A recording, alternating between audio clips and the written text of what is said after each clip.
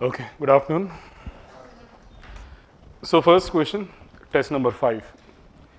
What are the characteristics of preamble to the Indian Constitution? So, నాకు preamble ఏముందో అది వద్దు నాకు ఈ క్వశ్చన్కి. I just want to know the characteristics. Okay? So మీరేం రాశారు అవన్నీ రాశారా స్టేట్మెంట్స్ అన్ని ప్రియాంబుల్లో ఉన్నవన్నీ సోషలిస్ట్ సెక్యులర్ అవద్దు మనకి ఓకేనా ఒక్కసారి క్వశ్చన్ చూడండి what are the characteristics nature of the preamble or features of the preamble so preamble అనేది దేని కిందకు వస్తుంది philosophical part of the constitution or structural part of the constitution philosophical part అందుకని I written a quote ఒక quote నుంచి start చేసాం philosophical part కాబట్టి The preamble to our constitution expresses what we had thought or dreamt so long.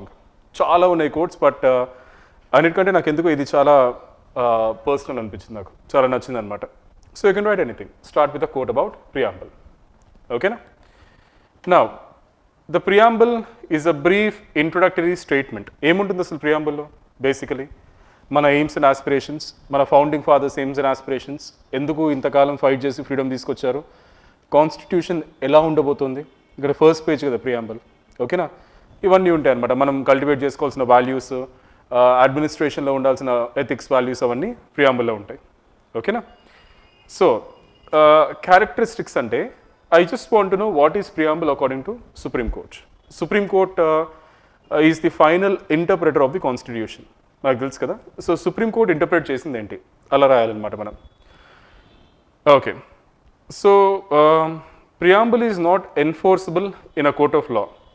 Okay na? Preamble not enforceable.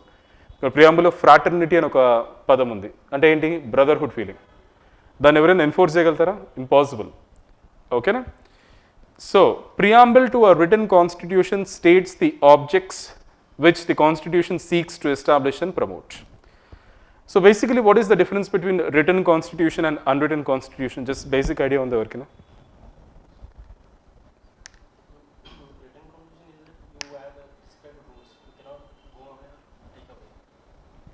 Even the rules are there for unwritten constitution, right? Yeah, but there is no prescribed boundaries. You can surpass the boundary anytime. Okay. Inka? Any more? Written and unwritten.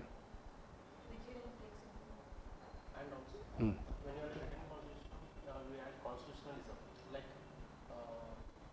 the Supreme Court or any interpret the judgment, they can come up with prescribed rules and regulations in control. Okay. So basically written and unwritten. So first difference ఏంటంటే return అంటే అంత ఒక book ఫార్మాట్లో ఉంటుంది అన్నమాట ఒక book ఫామ్లో unwritten అంటే అది కూడా ఒక బుక్ ఫామ్లో ఉంటుంది but it's not properly codified it is not properly organized ఓకేనా British constitution is unwritten constitution British పార్లమెంట్ని మన మదర్ ఆఫ్ ఆల్ పార్లమెంట్స్ అంటాం కదా సో దానికి ఒక లాంగ్ ఎవల్యూషన్ స్టోరీ ఉందన్నమాట so over span of 700-900 years అలా ఎవాల్వ్ అయ్యి British parliament system constitution form అయిందనమాట సో వాళ్ళకి మెయిన్ ప్రెసిడెంట్స్ ఉంటాయి ప్రాక్టీసెస్ ఉంటాయి ఓకేనా కన్వెన్షన్స్ ఉంటాయి వాళ్ళు ఫాలో అయ్యే వాళ్ళ కస్టమ్స్ ప్రాక్టీసెస్ ట్రెడిషన్స్ ఉంటాయి అన్నమాట సో మనకి అలా కాదు మనం అంతా తీసి ఒక బుక్లో రాసుకున్నాం స్పెసిఫిక్గా వాళ్ళకి అట్లా కాదు టైం ప్రకారంగా ఒక్కొక్కటి ఇవాల్వ్ అయిందనమాట వాళ్ళకి ఓకేనా అండ్ అన్రిటన్ కాన్స్టిట్యూషన్లో ఎప్పుడైనా సరే పార్లమెంట్ సుప్రీం ఉంటుంది ఎందుకంటే ఎప్పుడంటే అప్పుడు దాన్ని అమెండ్ చేయొచ్చు ఈజీగా సో ఫ్లెక్సిబుల్ ఉంటుంది కాన్స్టిట్యూషన్ రిటన్ కాన్స్టిట్యూషన్లో కాన్స్టిట్యూషన్ సుప్రీం ఉంటుంది అంటే అంత ఈజీగా దాన్ని అమెండ్ చేయలేమన్నమాట ఓకేనా సో ఎనీవే రిటన్ కాన్స్టిట్యూషన్కి ప్రియాంబుల్ అనేది ఉంటే ఆ ప్రియాంబుల్ ఏం చెప్తుంది అంటే కాన్స్టిట్యూషన్ ఎలా ఉండబోతుంది దానిలో ఉన్న ఎయిమ్స్ ఆస్పిరేషన్స్ ఏంటి వాల్యూస్ ఏంటి మనం ఇన్కల్కేట్ చేసుకోవాల్సింది ఏంటి గవర్నమెంట్ ఇన్కల్కేట్ చేసుకోవాల్సింది ఏంటి ఇవన్నీ ఉంటాయి అన్నమాట ప్రియాంబుల్లో ఓకేనా అండ్ కావాలని ప్రియాంబుల్లో లాంగ్వేజ్ని అంబిగ్వస్ పెట్టారు what you mean by ambiguous దానికి ఒక క్లియర్ డిఫైన్డ్ మీనింగ్ అంటూ లేదు it is open to interpretation ఓకేనా సో అది నాకు కావాల్సింది what are the characteristics of preamble to the constitution అంటే ఫస్ట్ పాయింట్ చూడండి the language of the preamble is ambiguous అది one of the feature one of the characteristic అది ఓకేనా అంబిగ్వస్ అంటే అర్థమైందా మీకు మీనింగ్ ఓపెన్ టు ఇంటర్ప్రిటేషన్ దానికి ఒక స్టాండర్డ్ మీనింగ్ అంటూ లేదు ఎవరిస్తారు దానికి final meaning supreme court and that meaning will change from time to time depending on the socio-economic conditions. Okay na? Now, please remember these cases, very, very important. In the Berubari Union case of 1960, Supreme Court said that preamble was not part of the constitution. Okay, now Supreme Court has power to reverse its own judgment. Avuna kada. So, andukani famous Keshwananda Bharati case, 1973. Supreme Court clarified that preamble is part of the constitution. Then inka clarify chesindi. Eppudu LIC case lo. Okay na? LIC case 1995. What did Supreme Court say? Preamble is part of the constitution, but it is neither a source of power to the legislature nor a prohibition upon the powers of legislature. So parliament dani powers preamble nunchi teeskodu. At the same time, preamble is not a obstruction for the powers of parliament. ఏ విధంగా can anybody explain this? Socialist అని ఒక మాట ఉంది, for example. So does it mean that every law made by parliament should have socialist elements? Fraternity మాట ఉంది. Does it mean that every law made by parliament should have fraternity elements? It doesn't make any sense కదా. So అందుకని preamble నుంచి powers తీసుకోదు, at the same time preamble పార్లమెంట్కి ఒక obstruction కాదు. ఓకేనా? So preamble is nothing but basically what the founding fathers what the people want and how the constitution is going to be, what are the values in the constitution, and they are as simple as that. Now manaki basic structure doctrine telusu kada. Okay na? So now comes the question, can we amend the preamble or not? Yes, we can amend the preamble. Preamble is very much part of the constitution, and parliament can amend any part of the constitution except the basic structure. So the same condition applies here. So preamble can be amended, but you cannot amend the basic structure of the constitution in the preamble. Okay? So preamble has been amended only once. Eppudu 42nd Amendment Act. 3 terms were added: socialist, secular and integrity. Okay na? Last ko conclusion rasanu. Preamble contains the aims and aspirations of the constitution and is widely accepted as the epitome or soul and spirit of the constitution. Okay na? So నాకు తెలిసి సరిపోతుంది. దీనికి ఏమైనా add చేయాలనుకుంటున్నారా? దీనికి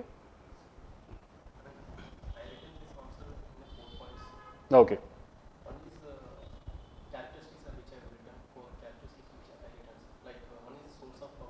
okay.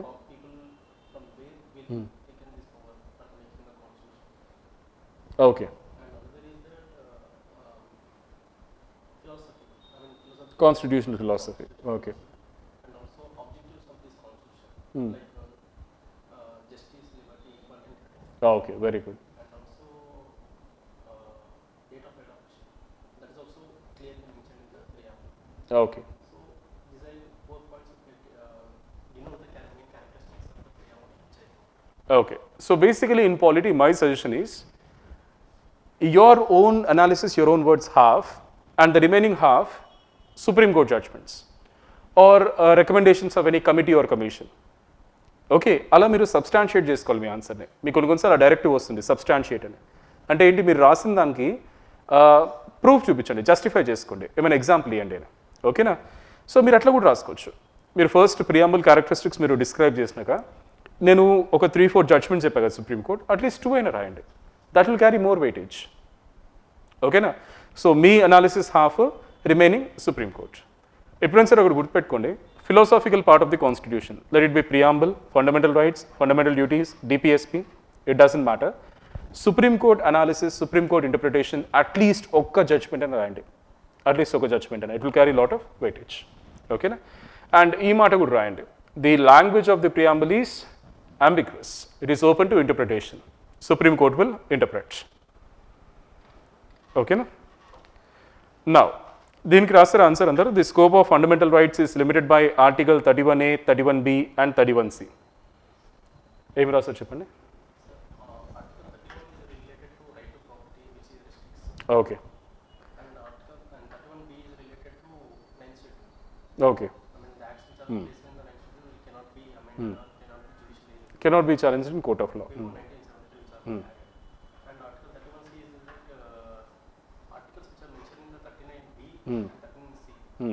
Directive principles of state policy which are want to implement, it can be override the articles 14 and 19. Okay, we'll discuss. So basically మనకి 31A, 31B, 31C ఉండకముందు article 31 ఉండేది, which is nothing but right to property. We all know that that was removed in 1978. ఓకేనా? అది తీసేసి దాని ప్లేస్లో 3 articles పెట్టారు, 31A, 31B and 31C. ఓకేనా? ఇది గుర్తుపెట్టుకోండి, చాలా ఇంపార్టెంట్ ఇది. ఓకేనా? So now right to property ఏమైంది? ఆర్టికల్ 300A కింద లీగల్ రైట్ అయింది, ఫండమెంటల్ రైట్ కాదు, legal right. Or you can also call it as constitutional right, ఎందుకంటే కాన్స్టిట్యూషన్లో ఒక సపరేట్ ఆర్టికల్ ఉంది కాబట్టి దానికోసం. ఓకేనా? నౌ ఇదంతా ఇంట్రొడక్షన్ అయిపోతే now let's come to the main body. Article 31A. ఓకేనా? చాలా జాగ్రత్తగా వినండి. It saves 5 categories of laws from being challenged and invalidated on the ground of contravention of fundamental rights. So basically, fundamental rights is part of constitution. And if government makes any law which is against any provision of the constitution, appudu judicial reviews. Supreme Court ఆ part of the లాని లేదంటే మొత్తం లాని కొట్టివేస్తుంది, null and void అని. అలా అయితే ఎట్లా మరి? ఓకేనా? అందుకని ఒక 5 categories of laws, even though they infringe upon fundamental rights, అవి still valid. ఓకేనా? అదేంటి? acquisition of estates and related rights by the state, taking over the management of properties by the state, amalgamation of corporations, extinguishment or modification of rights of directors or shareholders of corporations, extinguishment or modification of mining leases. ఓకేనా? అన్నీ అర్థమైందా మీకు? కొన్ని కంపెనీకి సంబంధించింది, కొన్ని mining లీసెస్ సంబంధించింది, కొన్ని ప్రాపర్టీస్కి సంబంధించింది. ఓకేనా? లైక్ ఫర్ ఎగ్జాంపుల్ ఇప్పుడు taking over the management of properties by the state. నా కంపెనీ ఒకటి ఉంది, నేను స్టార్ట్ చేశానది. ఓకేనా? For example in space sector. ఓకేనా? సో ఇప్పుడు స్పేస్ ప్రైవేటైజ్ అయింది, but there is no limitation అనమాట on government. Government can monopolize again. ఇప్పుడు నా కంపెనీని గవర్నమెంట్ అరే it is very strategic, very crucial company, నేను టేక్ ఓవర్ చేయాలని ఇట్ కెన్ టేక్ ఓవర్ నా కంపెనీని, నోబడీ కెన్ స్టాప్ ఇట్. అప్పుడు నా ఫండమెంటల్ రైట్స్ వైలేట్ అవుతున్నాయని I cannot challenge it in the court of law. ఓకేనా? సో అది ఆర్టికల్ 31A. ఓకేనా? బట్ ఇవన్నీ తీసుకున్నప్పుడు కాంపన్సేషన్ మాత్రం ఖచ్చితంగా గవర్నమెంట్ ఇవ్వాలి, అది కూడా యాడ్ చేయండి 31Aలో. Next 31B. It protects the acts and regulations included in the 9th schedule from being challenged and invalidated on the grounds of contravention of fundamental rights. So what is 9th schedule అనేది don't worry about it now. నేను Indian polity పేపర్లో ఒక separate question ఇస్తాను 9th schedule గురించి. దాని వెనకాల మనం background కూడా డిస్కస్ చేయాలి. It will take lot of time అనమాట. So we will discuss, don't worry. So ఏదైనా సరే లా 9th schedule కనుక ఇంక్లూడ్ చేస్తే దాన్ని కోర్ట్స్ కొట్టివేయలేవు అండర్ జ్యుడిషియల్ రివ్యూ. అది ఆర్టికల్ 31B. ఓకేనా? So next article 31C. It contains 2 provisions. It says that no law that seeks to implement socialistic directive principles specified in Articles 39 Clause B and C shall be declared void on the grounds of contravention of fundamental rights. So ఇది గుర్తుపెట్టుకోండి. DPSP మనకి చాలా ఉన్నాయి కదా, దాంట్లో socialistic DPSP articles 39 Clause B and C ఒకసారి చూసుకోండి. ఓకేనా? ఇప్పుడు డిపిఎస్పి మీద ఏమైనా లా చేస్తే, ఎస్పెషల్లీ ఈ సోషలిస్టిక్ డిపిఎస్పి మీద, ఓకేనా, ఆ లా ఫండమెంటల్ రైట్స్ని కనుక కాంట్రవీన్ చేస్తే, ఇన్ఫ్రింజ్ చేస్తే, ఈవెన్ అవి కూడా courts cannot declare as null and void. That is article 31C. So basically అందుకనే article 31A, 31B and 31C are exceptions to fundamental rights. As simple as that. ఇది మీరు గుర్తుపెట్టుకోండి, చాలా చాలా ఇంపార్టెంట్ ఇది. ఓకేనా? ఈవెన్ యూపీఎస్సీలో కూడా వచ్చింది ఇది 3-4 times. ఓకేనా? Next third question. ఇది కంపారిటివ్లీ ఈజీ ఫండమెంటల్ రైట్స్ గురించి. థర్డ్ క్వశ్చన్ చూడండి. Some fundamental rights are negative in character while others are positive. Explain. So anybody? Okay, okay, very good. So మనకి we have to know the concept of negative rights and positive rights. ఓకేనా? Positive right అంటే ఒక పర్సన్కి ఒక హక్ ఇస్తుంది, ఒక right ఇస్తుంది, ఒక ప్రివిలేజ్ ఇస్తుంది అంటే that right is a positive right. Negative right అంటే ఏంటంటే గవర్నమెంట్ పవర్ని ఒబ్స్ట్రక్ట్ చేస్తుంటే that is negative rights.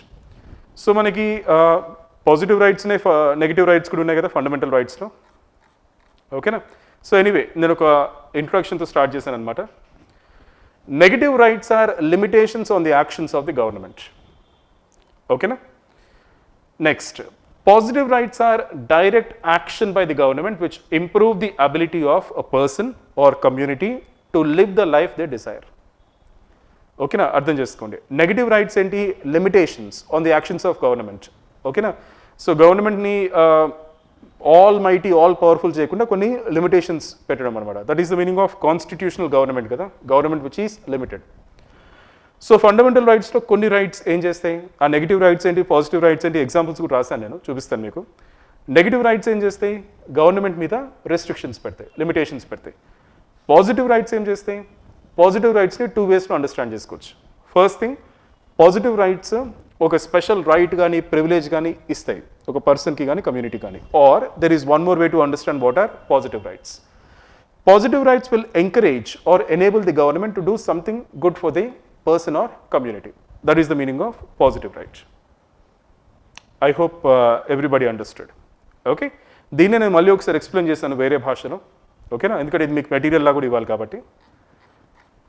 So examples రాసేస్తే అయిపోతుంది. Positive right, for example right to religious freedom. మన మీద అది లిమిటేషనా? కాదు. It's actually removal of limitation. Allows a citizen to believe, practice and profess any faith of choice. Okay na? So alane mali negative right. For example, right to life and liberty. So government cannot take away the life and liberty of any person without following the due and just process of law. Okay na? So ఇది చాలా basic concept, but అయినా కూడా చాలా important ఇది. Right, ఏం లేదు. Negative rights అంటే limitations on the government.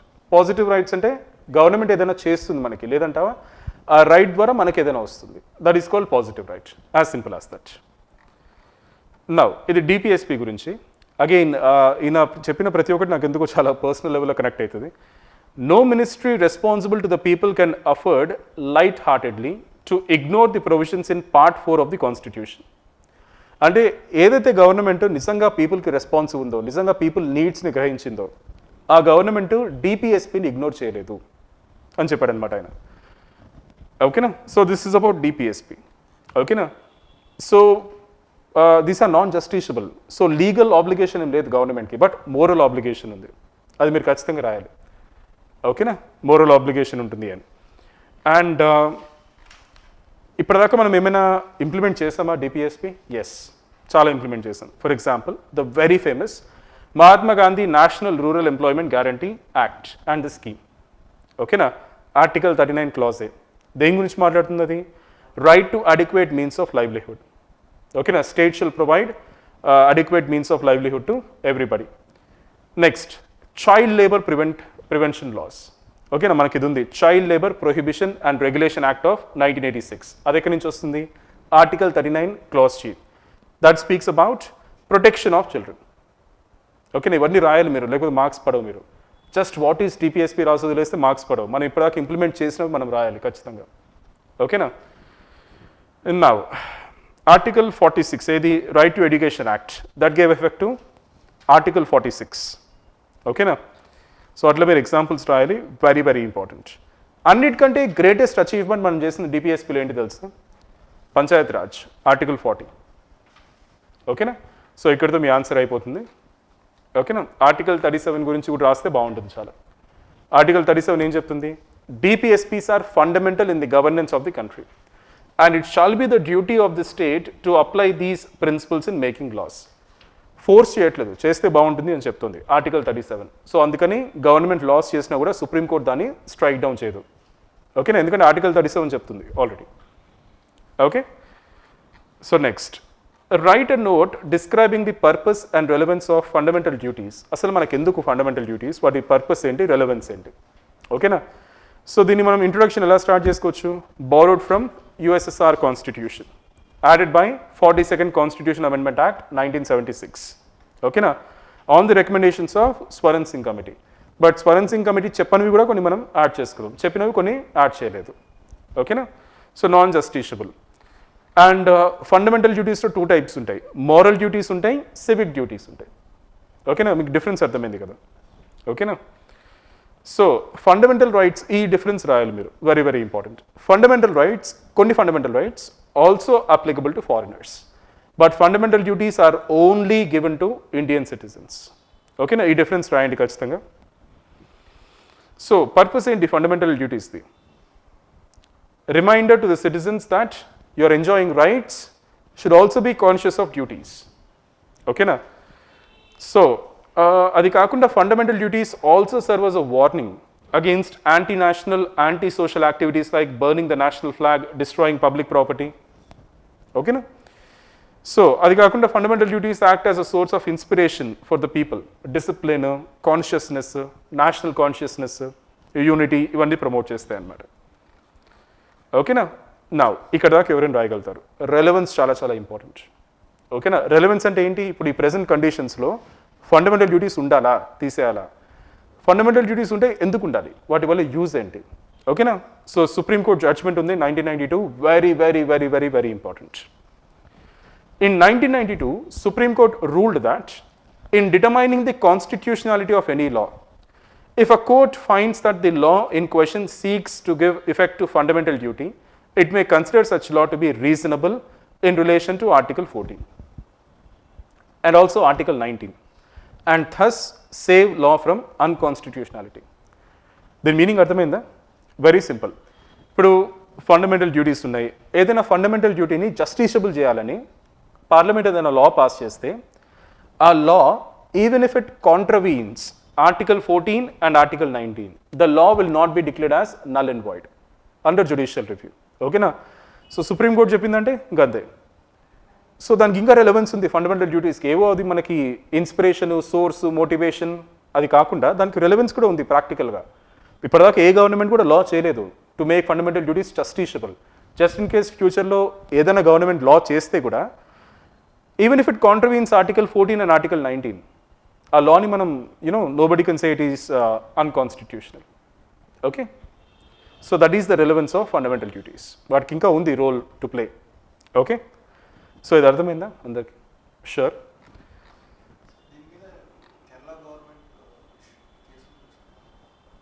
తెలియదు నాకు ఏం కేసు ఉంది.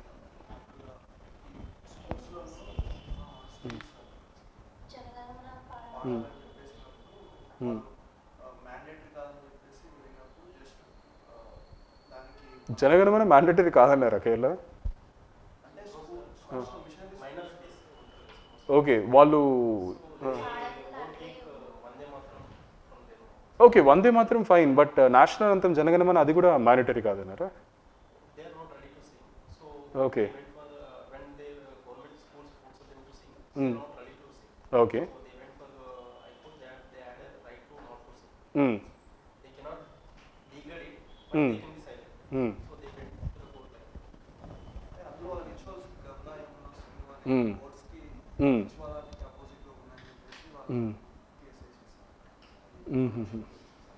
బట్ మనకి ఫండమెంటల్ డ్యూటీస్లో నేషనల్ అంతం పాడాలని ఎక్కడ లేదు కదా, నేషనల్ అంతం కానీ నేషనల్ సాంగ్ కానీ.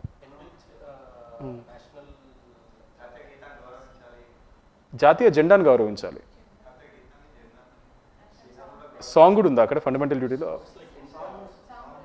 ఉందా? ఓకే. ఆహాహా. ఓకే, దాని లిటరల్ ఇంటర్ప్రిటేషన్ ఏంటి? ఇన్సల్ట్ చేయకూడదు, జస్ట్ అలా ఉంచండి. మీరు ఫాలో అవుతే అవ్వండి, లేకపోతే ఇక్కడ.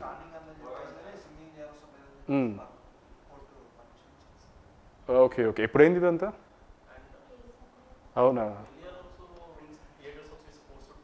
Yeah yeah. Okay okay, I was not aware of that issue. సరే, కేరళ గాడ్స్ ఓన్ కంట్రీ, ఏం చేయగలుగుతాం మనం? సరే, explain how one can say that the Indian constitution has a pretty strong liberal character. First of all, liberalism అంటే ఏంటి ఎవరని చెప్పండి నాకు. What you mean by liberalism? అది తెలిస్తే you can right the answer for this question. Okay, not exactly. ఈ కాంటెక్స్లో liberalism అంటే వేరే మీనింగ్ వస్తుంది. చెప్పండి, ఎక్స్ప్లెయిన్ చేయండి అంటే ఏంటి.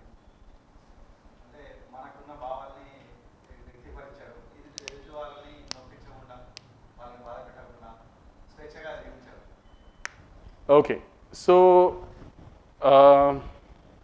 మీరు మరీ కొంచెం ఫిలాసాఫికల్ అయిపోయారు. సో బేసికలీ లిబరలిజం అంటే ఇక్కడ ఏంటి అంటే ఇండివిజువల్ లిబర్టీ. ఓకేనా? మనకి ఇప్పుడు ఫ్రీడమ్ ఆఫ్ రిలీజన్ ఉంది, ఫ్రీడమ్ ఆఫ్ ఎక్స్ప్రెషన్ ఉంది, ఫ్రీడమ్ ఆఫ్ స్పీచ్ ఉంది, ఫ్రీడమ్ ఆఫ్ కన్సైన్స్ ఉంది. ఓకేనా? సో ఒక పర్సన్ యొక్క ఇండివిజువల్ ఫ్రీడమ్కి కాన్స్టిట్యూషన్ చాలా వాల్యూ ఇస్తుంది. అందుకని మనం చెప్పగలుగుతాం Indian constitution has a pretty strong liberal character అని. లిబరల్ అంటే ఏంటి? Liberal is opposite to authoritarian or fascism. Fascism అంటే ఏంటి? నువ్వు ఇట్లానే ఉండాలి, నువ్వు ఇదే చేయాలి. ఓకేనా? సో అలా కాకుండా మనకి చాలా ఫ్రీడమ్స్ ఉన్నాయి మన పర్సనల్ లెవెల్. సో అందుకనే we can say that Indian constitution has a pretty strong liberal character. So మనకు తెలుసు కాన్స్టిట్యూషన్కి ఉంది అని. ఎందుకు అలా ఉందనేది మనం జస్టిఫై చేసుకుంటే అయిపోతుంది. ఓకేనా? ఫర్ ఎగ్జాంపుల్ ఈ ఫస్ట్ పారాగ్రాఫ్ ఉంది కదా, ఇంట్రొడక్షన్ పారాగ్రాఫ్, అది చాలా చాలా చాలా చాలా చాలా ఇంపార్టెంట్ అనమాట. ఓకేనా? ఇది చూడండి. Philosophy of our constitution is liberal. మనకు కొన్ని ఫండమెంటల్ రైట్స్ ఇస్తుంది, ఫ్రీడమ్స్ ఇస్తుంది. డెమోక్రటిక్, ఆబ్వియస్లీ డెమోక్రటిక్ వాల్యూస్ని చెరిష్ చేస్తుంది మన కాన్స్టిట్యూషన్. ఇగాలిటేరియన్, ఇగాలిటేరియన్ అంటే ఏంటి? ఒక సార్ట్ ఆఫ్ ఈక్వల్ సొసైటీని, ఓకేనా, అచీవ్ చేయడానికి ట్రై చేస్తుంది. Secular, federal, open to community values, sensitive to the needs of religious and linguistic minorities, as well as historically disadvantaged groups, and committed to building a common national identity. ఇది మన constitutional philosophy. ఈ first paragraph చాలా చాలా చాలా చాలా important. ఓకేనా? So ఇది మన ఫౌండింగ్ ఫాదర్స్ యొక్క ఫిలాసఫీ. ఇదే మనకు కావాల్సింది. ఫస్ట్ లిబరల్, చాలా ఫ్రీడమ్స్ ఉన్నాయి మనకు, చాలా రైట్స్ ఉన్నాయి. డెమోక్రటిక్, ఇగాలిటేరియన్, ఓకేనా, సోషల్ జస్టిస్, ఇవన్నీ కావాలని చెప్తుంది మన constitution. Economic justice, social justice, equality. Secular, obviously. Federal, distribution of powers. Open to community values. Sensitive to the needs of religious and linguistic minorities, వీళ్ళకి చాలా హక్కులు ఉన్నాయి కాన్స్టిట్యూషన్లో. As well as historically disadvantaged groups, అందుకనే reservations ఉన్నాయి. అది కాకుండా national SC commission ఉంది, ఎస్టీ కమిషన్ ఉంది, వాళ్ళ రైట్స్ని కాపాడడానికి. ఇవన్నీ కాకుండా ఒక ఇండియన్ అనే ఐడెంటిటీని బిల్డ్ చేయడానికి కూడా కాన్స్టిట్యూషన్ ట్రై చేస్తుంది. So this is our constitutional philosophy. దీనిలో లిబరల్ అనే మాట ఉందా? ఓకేనా? సో అలా స్టార్ట్ చేశాను నా introduction. Now constitution is committed to individual freedom. ఓకేనా? అందుకనే లిబరల్ క్యారెక్టర్ అని చెప్తాం. How? That is the question now.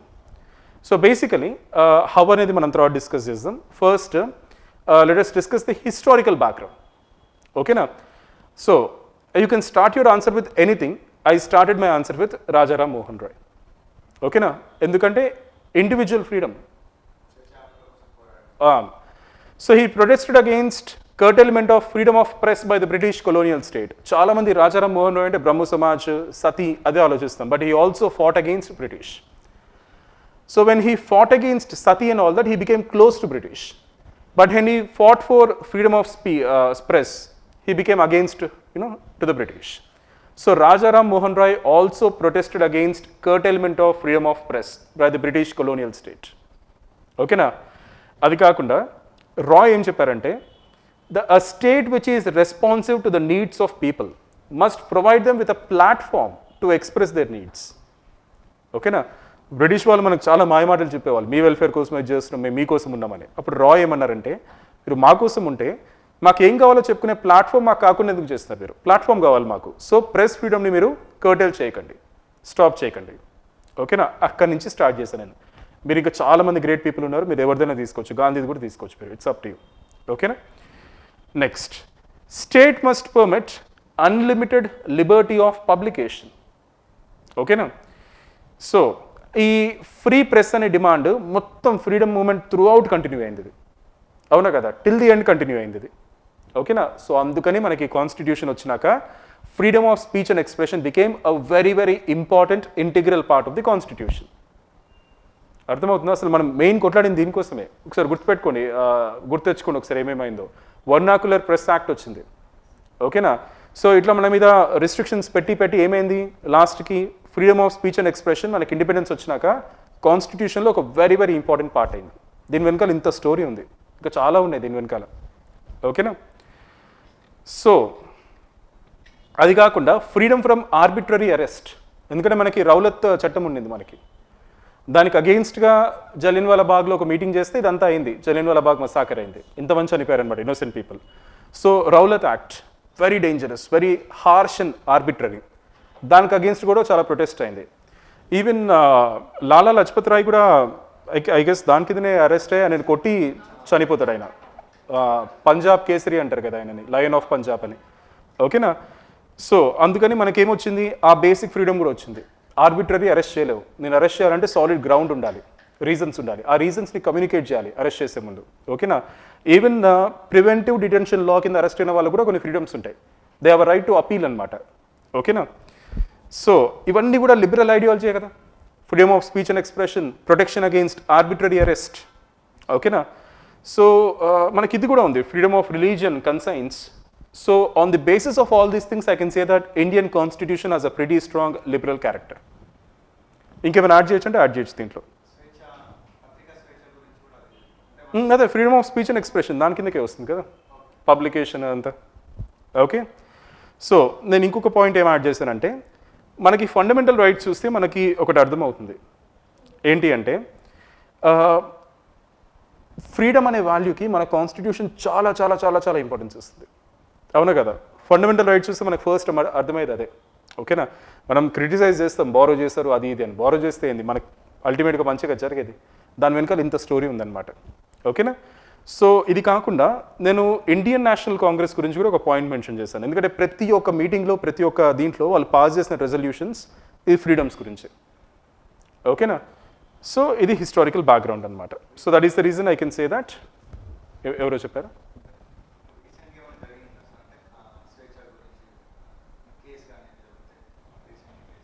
Recent ఏం జరగలేదు నాకు తెలిసినంత వరకు అయితే, ఓకేనా. కరెంట్ అఫైర్స్ మీద అడుగుతారు ఖచ్చితంగా.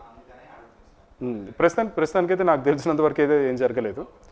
సో సుప్రీంకోర్టు ఏమైనా యాడ్ చేసింది అనుకోండి freedom of speech and expression కింద, అప్పుడు అది ఇంపార్టెంట్, అది రాయాల్సి వస్తుంది అనమాట. సో ప్రస్తుతానికైతే అట్లా ఏం జరగలేదు అనమాట. సో ఏం లేదు, సింపుల్.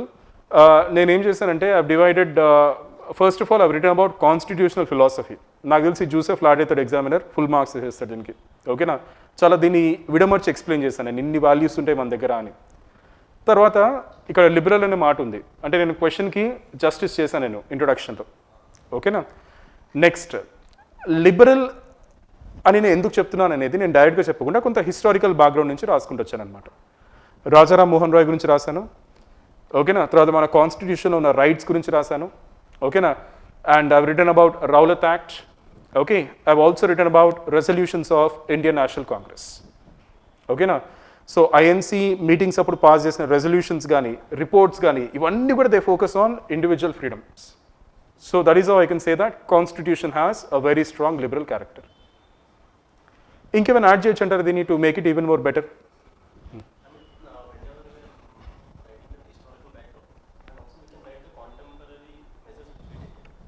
ఓకే, లైక్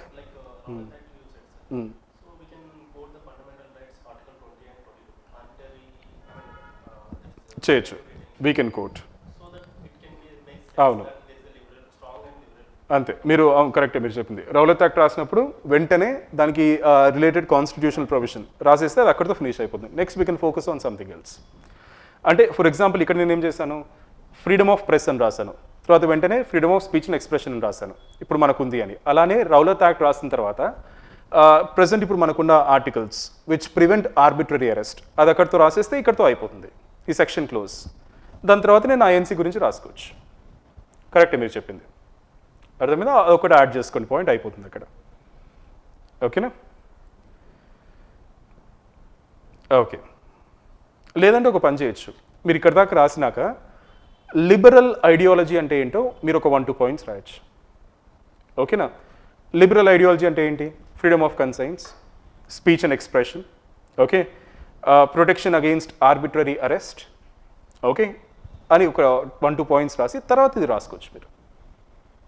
ఇవన్నీ మన కాన్స్టిట్యూషన్లో ఉన్నాయని చెప్పినాక ఎందుకు ఉన్నాయి రాజారాం మోహన్ రాయ్ నుంచి రాసుకుంటూ రావాలి, ఓకేనా. తర్వాత ఐఎన్సీ పాస్ చేసిన రెజల్యూషన్స్ అలానే కూడా స్ట్రక్చర్ చేసుకోవచ్చు మీ answer.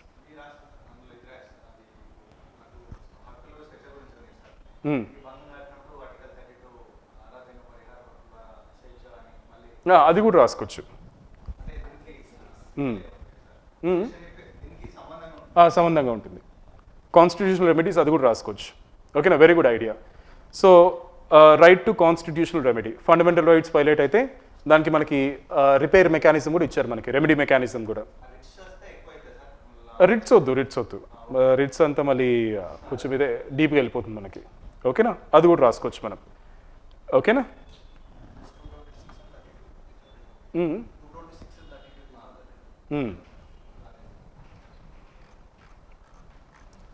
Okay, now a criticism against the Indian Constitution is that It is entirely a foreign document. Alien document and a foreign document and okate. Borrowed article by article from Western constitutions and sits uneasily with the cultural ethos of Indian people. Do you agree with this? Foreign document ప్రతి ఒక్కటి మనం వేరే constitutions నుంచి borrow చేసుకున్నాము. So మనకంటూ ఒక ethos ఉంది కదా, మనకంటూ ఒక కల్చర్ ఉంది, మనకంటూ ఒక ఫిలాసఫీ ఉంది కదా, దాంతో ఇది సరిపోదు, దాంతో ఇది సూట్ కాదు అని కొంతమంది అన్నారు. ఎవరు అంటే మనకేంది, ఈవెన్ కాన్స్టిట్యూయెంట్ అసెంబ్లీలో ఉన్న వాళ్ళు కూడా అన్నారు. అందుకని ఇది మనకి ఇంపార్టెంట్. ఓకేనా? కాన్స్టిట్యూషన్ చేస్తున్నప్పుడు అసెంబ్లీలో కూర్చున్న వాళ్ళు కూడా చాలామంది క్రిటిసైజ్ చేశారు, ఇది ఫారెన్ డాక్యుమెంట్, ఇండియన్ వాల్యూస్కి అగెయిన్స్ట్ ఇది, నువ్వు వెస్ట్రన్ ఫిలాసఫీ అంటున్నావు, లిబరలిజం అంటున్నావు, ఏమేమో మాట్లాడుతున్నావు, మనకి ఇవన్నీ మన కల్చర్ కాదు, ఇది మనకు సెట్ కాదని వాళ్ళే అన్నారనమాట కొంతమంది. So that is the reason this is a valid criticism. I hope your understanding. So do you agree with this? చాలా simple question. Do you agree with this or not? Do you agree? You don't agree? Okay, tell me reasons why you don't agree.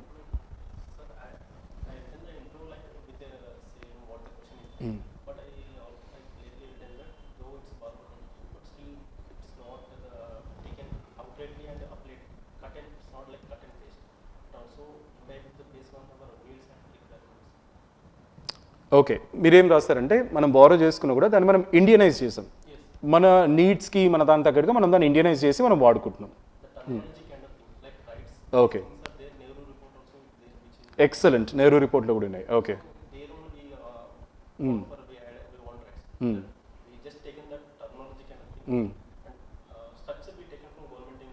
Government of India act.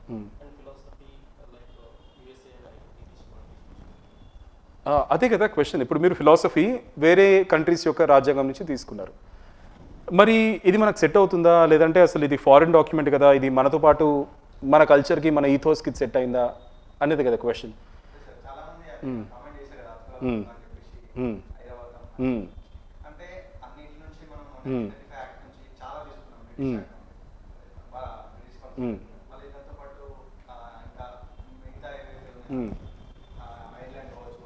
Okay,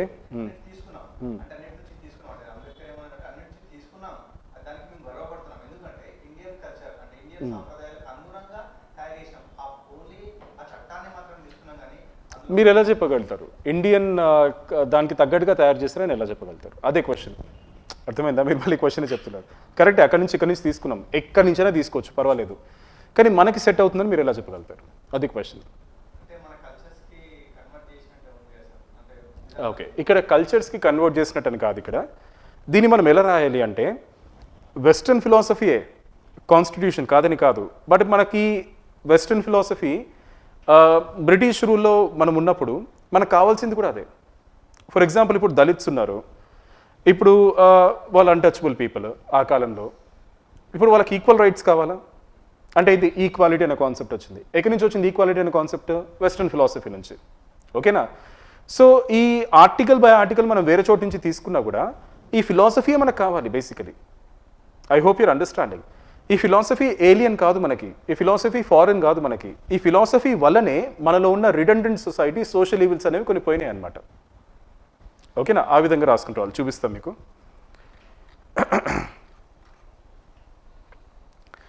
first thing ఏంటంటే మనము article by article borrow చేసుకున్నాం కదా. First మనం ఏం రాయాలంటే ఇది blind borrowing కాదు, గుడ్డిగా వాళ్ళు ఏం రాస్తే అది మనం తీసుకోవడం కాదు, ఇన్నోవేటివ్ బారోయింగ్. ఓకేనా? ఇప్పుడు ఎగ్జాక్ట్లీ మనం బ్రిటిష్ పార్లమెంటరీ సిస్టమ్ తీసుకున్నామా? కాదు. ఎందుకంటే బ్రిటిష్ పార్లమెంటరీ సిస్టమ్ వేరే, దానిలో పార్లమెంట్ సుప్రీం, మన దాంట్లో కాన్స్టిట్యూషన్ సుప్రీం. అవునా కదా? బారో చేసుకున్నాం, బ్లైండ్గా బారో చేసుకోలేదు. అమెరికా నుంచి ఫండమెంటల్ రైట్స్ తీసుకున్నాం, ఎందుకంటే వాళ్ళకి బిల్ ఆఫ్ రైట్స్ ఉన్నాయి కాబట్టి. బ్లైండ్ బారోయింగ్గా కాదు. మనకి for example prevention of untouchability అనేది మన ఇన్వెన్షన్, అది ఎందుకంటే మన రిక్వైర్మెంట్, అది మన నీడ్, వాళ్ళకి అది లేదు అన్టచబిలిటీ అనేది. సో ఏది తీసుకున్నా కూడా అది మనం బ్లైండ్గా తీసుకోలేదు, అవసరంకి తగ్గట్టుగా తీసుకున్నాం, ఎక్కడ వాడుకోవాలో అక్కడ వాడుకున్నాం. సో ఇన్నోవేటివ్ బారోయింగ్ అని ఒక పాయింట్ రాయాలి మీరు, చాలా ఇంపార్టెంట్ అనమాట. ఓకేనా? So it was never a blind borrowing, it was innovative borrowing. Innovative అంటే ఏంటి? అవసరానికి తగ్గట్టుగా, అదొకటే కాదు, మన అవసరంకి తగ్గట్టుగా మలుచుకోవడం అనమాట. Okay? So now, during the freedom struggle, many Indians have adopted modern ways of thinking. First of all, Indians ki modern ways of thinking ledu ante, manaku freedom kavalani manam enduku adugutam? అవునా కదా? మనం ఇంతకాలం రాజుల కిందే ఉన్నాం, ఇప్పుడు కొత్త రాజులు వచ్చారు అంతే. సో మనకి మోడర్న్ వేస్ ఆఫ్ థింకింగ్ లేకపోతే మనం ఫ్రీడమ్ కోసం ఫైట్ చేసే వాళ్ళం కాదు. సో ఇక్కడ నేను మళ్ళీ రాజారాం మోహన్ రాయ్ గురించి రాశాను, ఎందుకంటే he's called as the first modern man of India. Obviously we have to write about him. ఓకేనా? సో మన సొసైటీలో ఉన్న రిడెండెన్సీ అంటే ఏంటి? పాతకాలపు సూపర్స్టిషన్స్. సొసైటీ అనేది ఎప్పుడు ఇవాల్వ్ అవుతూ ఉండాలి, బట్ మనది ఏమైపోయింది? స్టాగ్నేట్ అయిపోయింది society. It was completely filled with social evils. Redundant అయిపోయింది, ఎవల్యూషన్కి స్కోప్ లేదు, గ్రోత్కి స్కోప్ లేదు. అలాంటి సొసైటీ ఎందుకు మారింది? వెస్ట్రన్ ఫిలాసఫీ వల్లే. బెస్ట్ ఎగ్జాంపుల్ ఏంటి? రాజారాం మోహన్ రాయ్ చేసిన డిఫరెంట్ గుడ్ థింగ్స్ అనమాట. అవునా కదా? సో ఇంకొక ఎగ్జాంపుల్ తీసుకున్నాను ఇక్కడ. As early as 1841 it was noticed that Dalit people of northern India were not afraid to use the legal system to file cases against zamindar. అసలు మన కోర్ట్ అనేవి లేవు, లీగల్ సిస్టమ్ అనేది లేదు. అది western philosophy, western idea. But ఇది మనకి use అయిందా లేదా? 1841లో దళిత్స్ ఏం చేశారు? జమీందార్స్ మీద కేసు వేశారు కోర్టులో, వాళ్ళని ఎక్స్ప్లోయిట్ చేస్తున్నారని. అంటే వాళ్ళకి అది యూజ్ అయింది. సో బ్లైండ్ బారోయింగ్ అని ఎట్లా చెప్పగలుగుతాం మనం? అండ్ ఇంకోటి, మన పీపుల్కి యూజ్ అవుతున్నప్పుడు how can you say that మన కల్చరల్ ఈథోస్కి సెట్ కాదు అని? అర్థమవుతుందో? టూ వేస్లో ఆలోచించాలి. ఫస్ట్, మన సొసైటీ ఈస్ రిడెండెంట్, స్టాగ్నేట్ అయిపోయింది, సోషల్ ఈవిల్స్తో నిండిపోయింది, backward thinking, traditional thinking, orthodox mentality. అలాంటున్న టైంలో వెస్ట్రన్ ఫిలాసఫీ అనేది మనకు ఒక పుష్ ఇచ్చింది రిఫార్మేషన్కి. Second thing, Dalits. Most Indian సొసైటీలో అందరికంటే అనుగదొక్కిన వాళ్ళు వాళ్ళే, అందరికంటే అన్యాయమైంది వాళ్ళకే. వాళ్ళు ఈ మోడర్న్ లీగల్ సిస్టమ్ యూజ్ చేసుకొని కేసేసి గెలిచి వాళ్ళ రైట్స్ వాళ్ళు కాపాడుకున్నారు. అలాంటప్పుడు దీన్ని బ్లైండ్ బారింగ్ అని ఎట్లా అనగలుగుతాం? మనకు సెట్ కాదని ఎట్లా అనగలుగుతాం మనం? అట్లా జస్టిఫై చేసుకున్నాను అనమాట నా ఆన్సర్ నేను. ఓకేనా? మీరు వేరే ఎగ్జాంపుల్ కూడా తీసుకోవచ్చు, it's completely up to you. ఓకేనా? So this new instrument of modern law అనేది new thing. It was adopted by us. మనం దాన్ని అడాప్ట్ చేసుకొని మనం వాడుకున్నాం, మన డిగ్నిటీ, మన రెస్పెక్ట్ కాపాడుకోవడానికి, జస్టిస్ కోసం. ఓకేనా? నౌ ఇంకోటి ఏం రాస్తానంటే ఇక్కడ నేను, చూడండి, నాన్ వెస్ట్రన్ సొసైటీస్ అంటే ఏవైతే కంట్రీస్ కొలోనియలిజం కింద రూల్ అవ్వబడ్డాయో ఇవన్నీ non western societies. Non western societies when they were under colonialism, వాళ్ళు ఏం చేశాయంటే వెస్ట్రన్ ఫిలాసఫీని తీసుకొని వాళ్ళ కోసం వాళ్ళు వాడుకున్నారు. దేనికోసం? To break away from there past and to start a new future. I hope you're understanding. So basically, ఒకసారి చదవండి ఫస్ట్ నుంచి.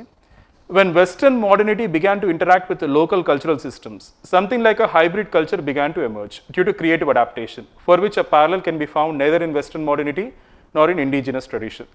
This newly developed system forged out of Western modern indigenous blah blah blah as the character of different alternate. Okay. Different modernity emerged as non-Western societies try to break loose, అమాల్గమేట్ western and traditional. Okay, very simple. ఇక్కడ concept ఏంటి అంటే, western సొసైటీస్లో లేనిది కూడా మన దగ్గర ఉంది. Western సొసైటీస్లో వాళ్ళకి only western philosophy ఉంది. అవునా కదా? When British was ruling us, western ఫిలాసఫీలో కొన్ని గుడ్ పాయింట్స్, మన ఇండిజినస్ ఫిలాసఫీ రెండు కంబైన్ చేసుకొని వీ హ్యావ్ క్రియేటెడ్ ఏమంటారు దాన్ని, ఇక్కడ రాశాను నేను, హైబ్రిడ్ కల్చర్. ఓకేనా? ఇలాంటి హైబ్రిడ్ కల్చర్ ఎక్కడా కూడా లేదు, వెస్ట్రన్ సొసైటీస్లో కూడా లేదనమాట. ఓకేనా? సో ఈ హైబ్రిడ్ కల్చర్ ఏం చేసింది అంటే, it helped us to break out of the redundancy, it helped us to break the chains of the past. ఓకేనా? ఇప్పుడు మనకు అట్లానే అలవాటు అయిపోయింది. బేసికలీ ఇంతకాలం మనం వీవర్ అండర్ కింగ్స్, ముగల్స్ వాళ్ళు వీళ్ళు పరిపాలించారు. ఎక్స్ప్లాయిటేషన్, తర్వాత బానిసత్వం, ఇదంతా మనకు అలవాటు అయిపోయింది. It became part of our daily life. ఇప్పుడు ఆ కాలంలో పుట్టిన వాళ్ళు ఏమనుకుంటారు? ఇలానే ఉంటుంది, this is the way of life అనుకుంటారు. బ్రిటిష్ వాళ్ళు వచ్చి సతీ ఆపాలి, కోర్ట్స్ ఇంట్రడ్యూస్ చేస్తాము, మీకు ఏమైనా ఇష్యూ ఉంటే కోర్టుకి వెళ్ళండి. ఓకేనా? ఇప్పుడు జడ్జెస్ కూడా బ్రిటిష్ పీపుల్. ఓకేనా? So yes, they were biased, but many times they try to give a fair judgement అనమాట. అవునా కదా? సో ఇదంతా మనకి కొత్తది కాబట్టి దీన్ని మనం బ్లైండ్ బారోయింగ్ అని చెప్పలేము. బేసిక్గా అది అనమాట ఇక్కడ. ఓకేనా? So when we were drafting our constitution, efforts were made to amalgamate Western and traditional Indian values. Thus, it was a process of selective adaptation and not blind borrowing. Selective adaptation ante, it's not blind borrowing. Okay na? ఇదైతే చాలా చాలా important. ఓకేనా? ఇది fight against redundancy, Rajaram Mohan Roy example చాలా important. ఈ example అయితే తీసుకోండి ఖచ్చితంగా. 1841 Dalit people used modern law to file a case against zamindars and they won. So వాళ్ళ డిగ్నిటీ అండ్ జస్టిస్ అప్హోల్డ్ అయినాయి అనమాట. ఓకేనా? సో అది రాసుకోండి. ఇంకోటి ఏంటంటే ఎవరి దగ్గర లేనిది మన దగ్గర ఉంది. మన దగ్గరే కాదు, ఏవైతే కంట్రీస్ కొలోనియలిజం అండర్గో అయినా వాళ్ళకు ఉన్నాయన్నమాట. అదేంటి? వెస్టర్న్ మోడర్నిటీ ప్లస్ మన ఓన్ కల్చరల్ ఎథికల్ వాల్యూస్, అవి రెండు మిక్స్ అయినాయి అనమాట. హైబ్రిడ్ కల్చర్ లాంటిది ఫామ్ అయిందనమాట. ఓకేనా? సో ఈ హైబ్రిడ్ కల్చర్ అనేది వెస్ట్రన్ సొసైటీలో లేదు. At the same time indigenous ట్రెడిషన్లో కూడా లేదు మనకు అది. అవునా కదా? సో ఈ హైబ్రిడ్ కల్చర్ అనేది ఒకటి చాలా ఇంపార్టెంట్ పాయింట్ ఇక్కడ. Anything else can be add to this?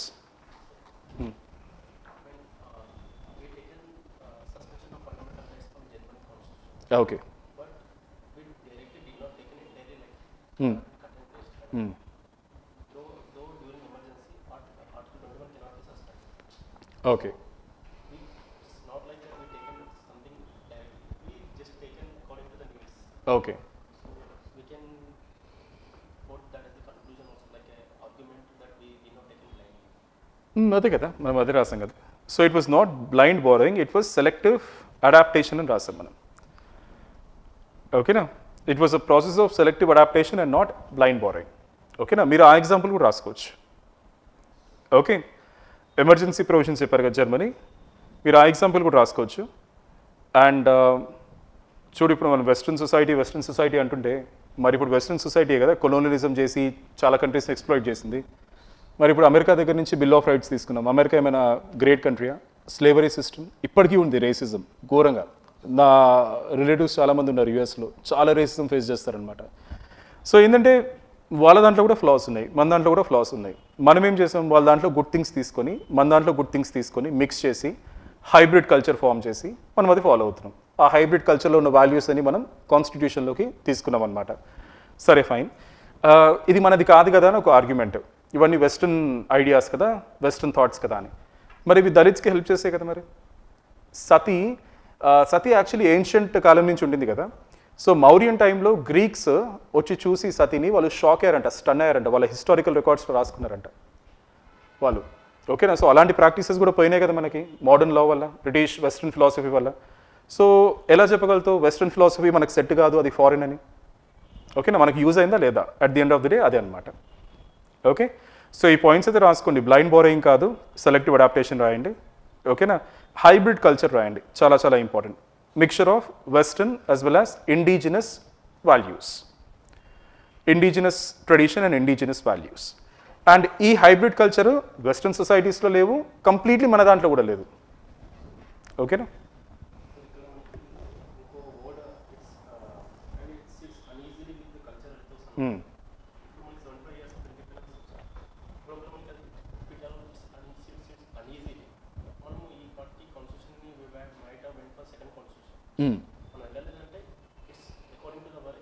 అంతే, it's according to our ethos. అది కాకుండా ఇప్పుడు పాకిస్తాన్ చూడండి, ఇప్పుడు మనకి కరెక్ట్గా 5 yearsకి ఒకసారి ఎలక్షన్స్ అవన్నీ అవుతాయి.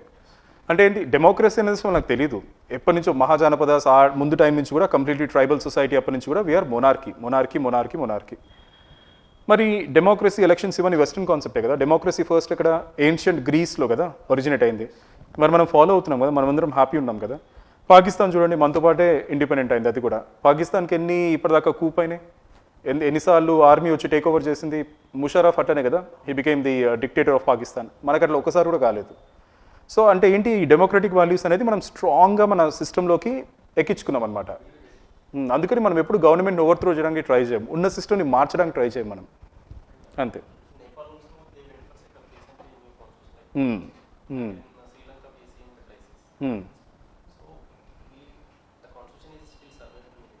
సర్వైవింగ్ ఆల్ ది వాల్యూస్, అది అప్పుడు ఎస్టాబ్లిష్ చేసిన వాల్యూస్ అని ఇంకా మనం క్యారీ ఫార్వర్డ్ చేస్తున్నాం, వాట్ ఎవర్ ఇట్ ఈస్. అవునా కదా? కాపాడడానికి సుప్రీంకోర్టు ఉంది మనకి. అంటే ఏంటి, ఇవన్నీ మనకు బాగా సెట్ అయిన వాల్యూస్ ఇవన్నీ. అండ్ ఇప్పుడు మన కాన్స్టిట్యూషన్లో ఉన్న వాల్యూస్ అన్నీ కంప్లీట్లీ వెస్ట్నా కాదు. ఓకేనా? సో ఏదైనా ఒక ఎగ్జాంపుల్ చెప్పండి నాకు. Excellent, I was waiting for that answer. Panchayat system డిపిఎస్పిలో ఉందా? దాన్ని నెమ్మదిగా మనము ఎక్కించుకున్న మా కాన్స్టిట్యూషన్లో 73rd 74th యాక్ట్. వెస్ట్రన్ సొసైటీస్లో ఉందా? లేదు. ఓకేనా, ఉంది, వాళ్ళకి డిఫరెంట్ సిస్టంలో ఉంది. బట్ పంచాయత్ అనేది మనకి ఇప్పటి నుంచో ఉంది, అవునా కదా? ఈవెన్ గాంధీజీస్ విషన్ అది కూడా అదే కదా, సెల్ఫ్ సస్టైనింగ్ ఆటోనోమస్ విలేజెస్. ఇంకేమైనా చెప్పండి నాకు. Indian ethos, Indian traditions, Indian culture మన కాన్స్టిట్యూషన్లో క్లియర్గా రిఫ్లెక్ట్ అయ్యేది. Anything else? పోనీ లిబరలిజం వెస్టర్న్ అనుకుందాం, ఫైన్. ఇంకేమైనా ఉందా? ఎక్సలెంట్. ఓకేనా, మనకు అది డిపిఎస్పి ఉంది, ఫండమెంటల్ డ్యూటీ కూడా ఉంది మనకి. కౌ స్లాటర్ బ్యాన్ చేయాలి. ఓకేనా, అది కూడా మన ఏన్షియంట్ ఇథోస్తో సంబంధించిందే కదా. ఓకేనా, తర్వాత 1972లో స్టాక్హోమ్ సమిట్ అయింది, ఎన్వైర్న్మెంట్. అది అయిపోయినాక which country was the first country in the world to amend it's constitution? India. ఓకేనా, సో ఎన్వైర్న్మెంట్ ప్రొవిజన్స్ని కంపల్సరీ ప్రొవిజన్స్ లాగా చేసుకుంది. అంటే కంపల్సరీ కాకపోయినా కూడా కాన్స్టిట్యూషన్లో ఎక్కిస్తున్నాం అంటే దానికి ఒక హై లెవెల్ ఇంపార్టెన్స్ ఇచ్చినట్టే కదా. ఎందుకు చేసింది అది అట్లా? ఎందుకంటే ఎన్వైర్న్మెంట్, నేచర్, ఇదంతా మనకి మదర్ నేచర్ అనే ఫీలింగ్ ఎప్పటి నుంచో ఉంది మనకి. ఓకేనా, వేదాస్, తర్వాత ఆయుర్వేద, వీటన్నిటిలో ఉందన్నమాట. సో చాలా ఉన్నాయి ఈ విధంగా చూస్తే మనకి. Concurrent list. సో ఇంకా చాలా ఎగ్జాంపుల్స్ ఉన్నాయి, ఆలోచిస్తూ వస్తే మనకి ఇంకా చాలా. ఓకేనా.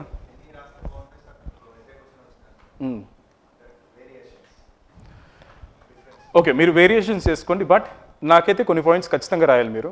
అదేంటి అంటే బ్లైండ్ బారోయింగ్ కాదు, సెలెక్టివ్ బారోయింగ్. ఓకేనా. నెక్స్ట్ వచ్చేసి ఈ ఎగ్జాంపుల్ రాయండి, దళిత్ పీపుల్ యూజ్ చేసుకున్నారు. ఓకేనా, వాళ్ళు బెనిఫిట్ అయ్యారు. అంటే ఇక్కడ క్వశ్చన్ ఏంటి అంటే మనకు సెట్ అవ్వట్లేదు కదా అని ఒక క్వశ్చన్, సెట్ అవుతుంది అని మనం రాయాలి.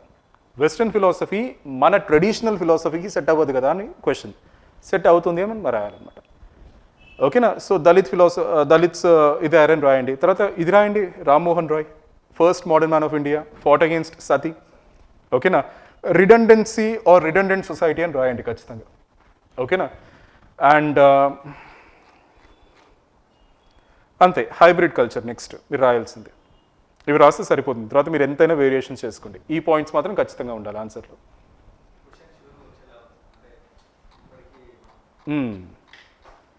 ఇది నేను ఎక్కడి నుంచి తీసుకున్నాను గెస్ట్ చేయండి ఒకసారి. మీకు 2 ఆప్షన్స్ ఇస్తున్నా, Hindu editorial, Indian express editorial. ఎక్కడి నుంచి తీసుకున్నా చెప్పండి. ఇది కాదు, ఎన్సీఆర్టీ. ఓకేనా, ఇది ఎన్సీఆర్టీకి ఉన్న importance. NCERT 9th standard NCERT, 9th 10th standard NCERT. మనం అది వదిలేసి అన్నీ చేస్తాం. ఇది ఎన్సీఆర్టీ క్వశ్చన్. ఇది మీకు నేను పేజ్ నెంబర్తో సహా చూపిస్తాను కావాలంటే. ఓకేనా, దీనికంటే ముందు కూడా ఎన్సీఆర్టీ అనుకుంటాను నేను తీసుకుంది. ఇది కూడా ఎన్సీఆర్టీ. ఓకేనా, అంటే నేను మోడిఫికేషన్ చేసి నా ఓన్ సెంటెన్సెస్ యాడ్ చేశాను, ఎందుకంటే వాళ్ళు చిన్నపిల్లలకి అనుకూలంగా రాస్తారు కదా. ఎన్సీఆర్టీ క్వశ్చన్స్ అనమాట ఇవన్నీ. ఇప్పుడు అర్థమైందా మీకు ఎన్సీఆర్టీ వాల్యూ? తర్వాత యూపీఎస్సీలో ఒక క్వశ్చన్ వచ్చింది, వెస్ట్రన్ సెక్యులరిజంకి ఇండియన్ సెక్యులరిజంకి డిఫరెన్స్ ఏంటి అని. అది కూడా కంప్లీట్లీ ఎన్సీఆర్టీ. పొలిటికల్ థియరీ అని ఒక బుక్ ఉంటుంది, అది చదవండి. 9th 10th standard NCERTs polity చదవండి, చాలు, మోర్ దెన్ ఇనఫ్ అనమాట.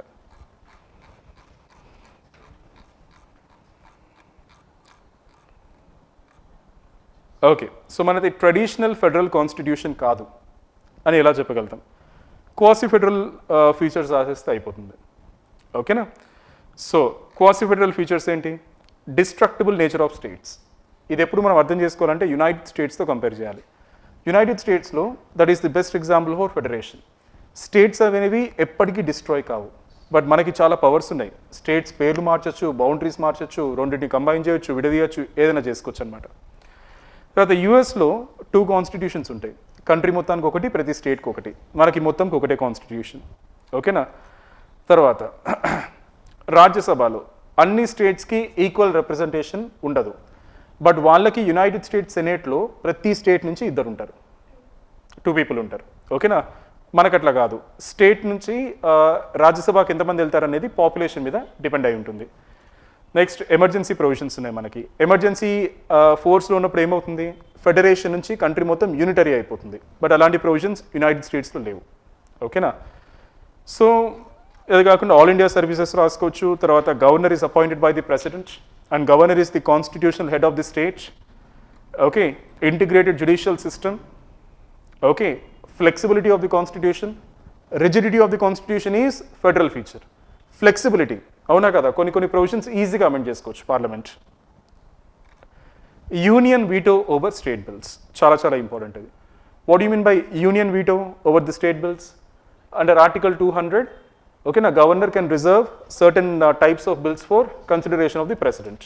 ఇప్పుడు ప్రెసిడెంట్ సైన్ పెట్టలే అంటే nobody can say no to that, ఆ బిల్ ఇండెఫినెట్లీ అట్లా ఉండిపోతుంది. So that is the meaning of union veto over state bills. ఓకేనా, so all these are the features of quasi federal polity. So you cannot say that Indian constitution is traditional federal constitution. Okay.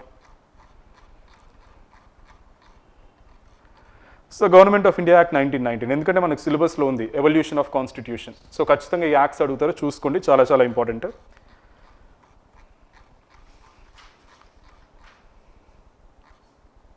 Okay, ఇది సింపుల్ది. ఇది ఎవరైనా చెప్పగలుగుతారు నాకు? What is the difference between motion and resolution పార్లమెంట్లో? With reference to parliamentary instruments, what are motions and resolutions and explain the difference between them. చాలా simple.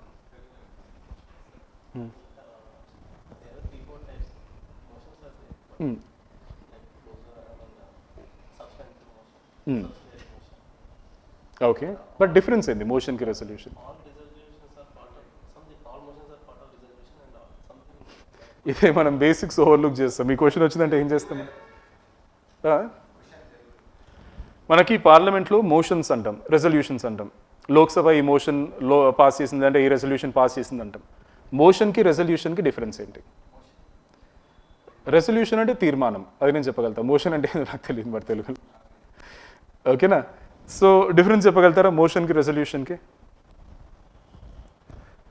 చాలా simple, basic polity ఇది, చాలా బేసిక్ పాలిటీ. కరెక్ట్ అని రాయాలి కదా మనం. Okay, very simple. చెప్పండి.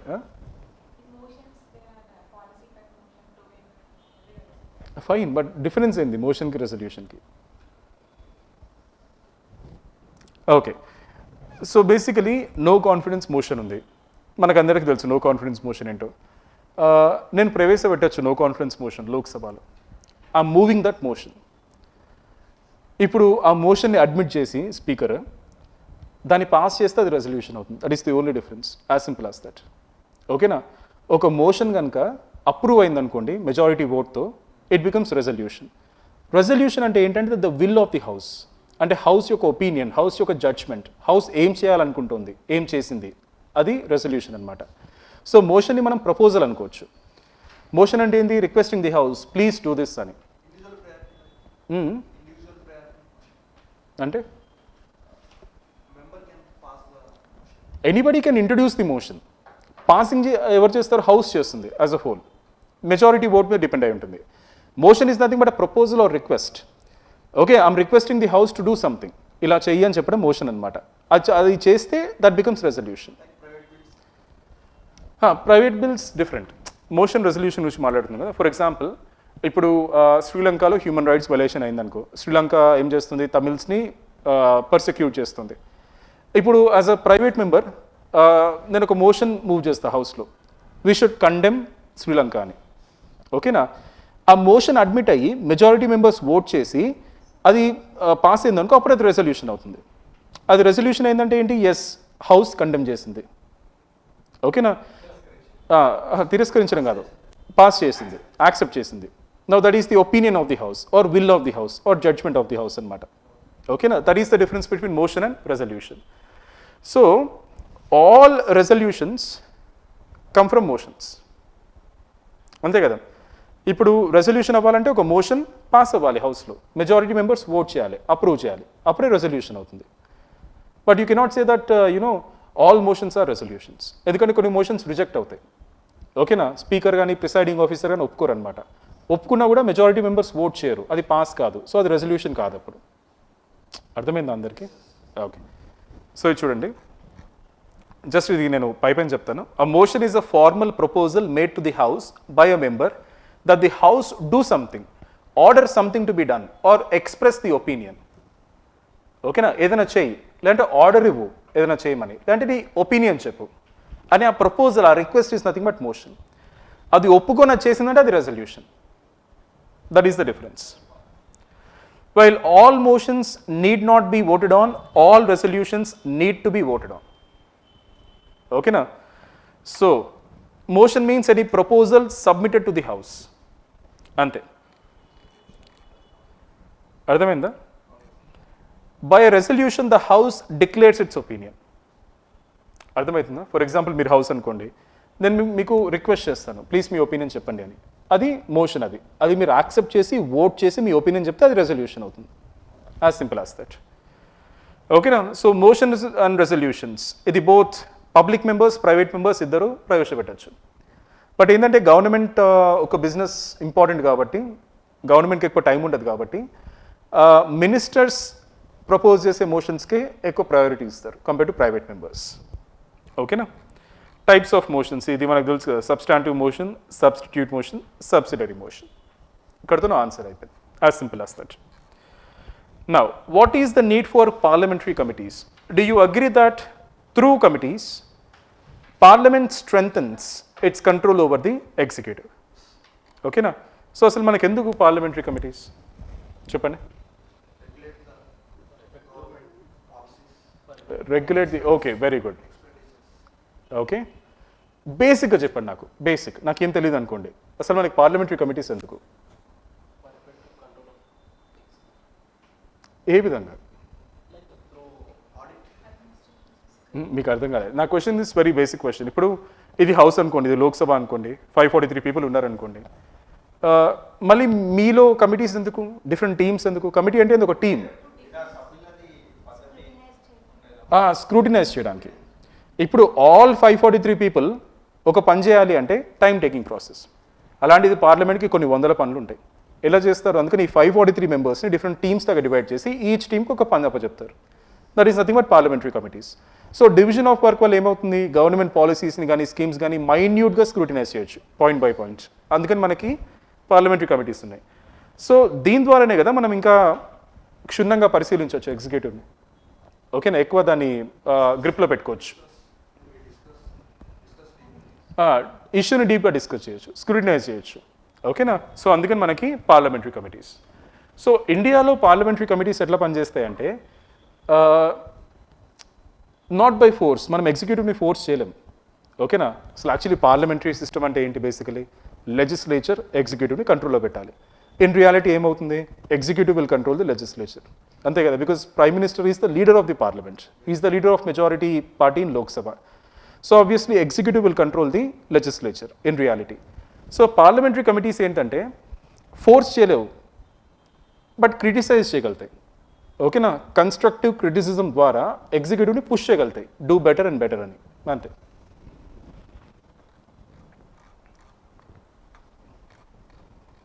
ఓకేనా. ఇదే రాస్తాను పాయింట్స్, బాగా ఇన్డెప్త్గా మనం డిస్కస్ చేసుకోవచ్చు పార్లమెంటరీ కమిటీలో.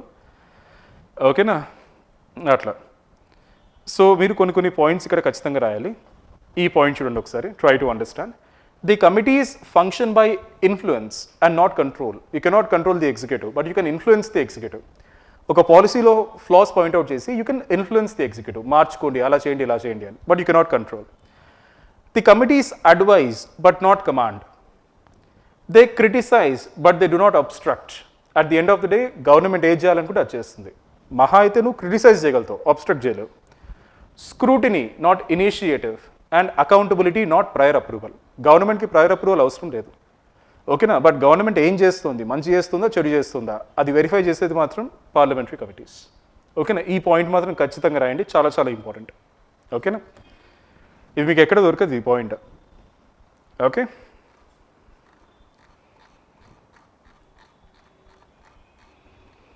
Okay. Describe the role of the president as the foremost defender of the constitution.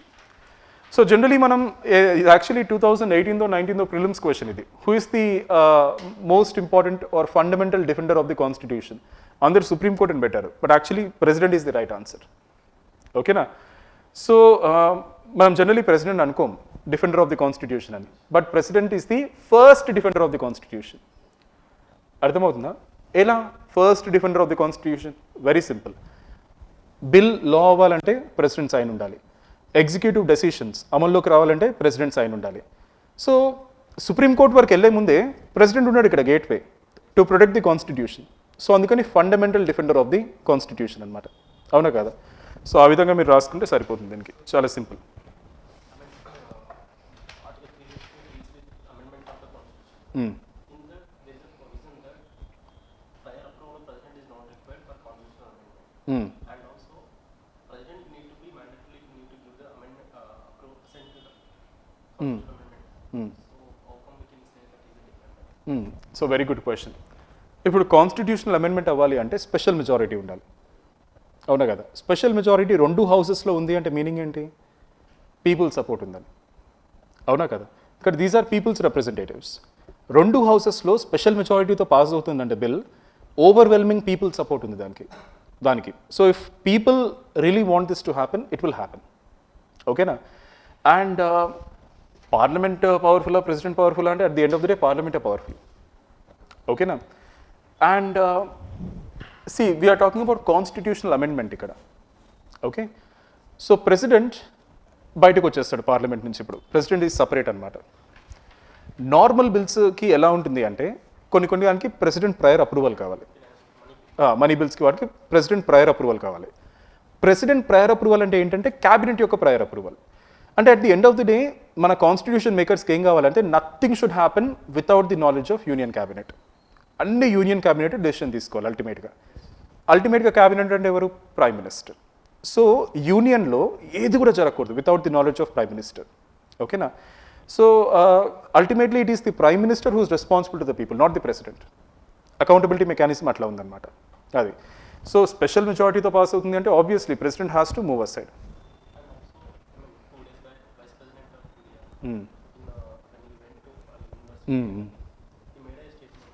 ఎన్జేఎస్సి గురించి కదా.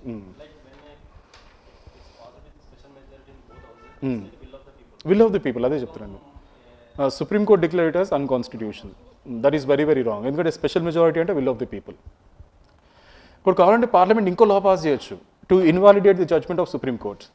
బట్ ఇప్పుడు టాప్ 2 ఆర్గన్స్ ఇద్దరు ఫైట్ చేసుకుంటే హూస్ ది అల్టిమేట్ లూజర్? మనం, ద పీపుల్ ఆఫ్ ఇండియా. అందుకని parliament respected the supreme court judgement. ఎన్జేఎస్సీని unconstitutional అని declare చేసినాక పార్లమెంట్ ఇంకో లా పాస్ చేసి దాన్ని ఆ జడ్జ్మెంట్ని ఇచ్చేసుకోవచ్చు. బట్ అప్పుడు ఏమవుతుందంటే అంటే యాక్చువల్లీ ఇది పొలిటికల్ రీజన్స్కి చేశారనమాట. అప్పటికే నరేంద్ర మోడీని డిక్టేటర్ అది ఇది అన్నారు కదా. ఇప్పుడు మళ్ళీ is not even respecting judgement, court judgement అని బ్యాడ్ నేమ్ వస్తుందని వాళ్ళు చేయలేదన్నమాట. సో చేసుకోవచ్చు అట్లా. బట్ ఏంటంటే పాలిటిక్స్ చేస్తుంటే మనకి we lose respect hour judiciary also ultimately అట్లా.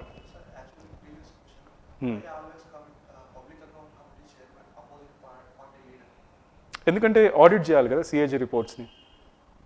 సో అందుకని అది ఒక పార్లమెంటరీ ట్రెడిషన్, ఇది కన్వెన్షన్ అనమాట. So opposition party member chairman ఉంటే ఆడిటింగ్ రిపోర్ట్స్ని వీళ్ళు బాగా స్క్రూటినైజ్ చేసుకోవచ్చు అని. అలా ఇప్పుడు రూలింగ్ పార్టీ మెంబర్ ఉన్నాడు అనుకో, ఏమైనా అక్కడ ఫైనాన్షియల్ ఇర్రెగ్యులారిటీస్ ఉన్నా కూడా వీళ్ళు పైపైన చేస్తారేమో అని. ఇప్పుడు మేజర్ స్కామ్స్ అన్ని బయటపడిన సిఏజీ వాళ్ళే కదా, 2G స్కామ్ అవన్నీ కూడా. సో అందుకని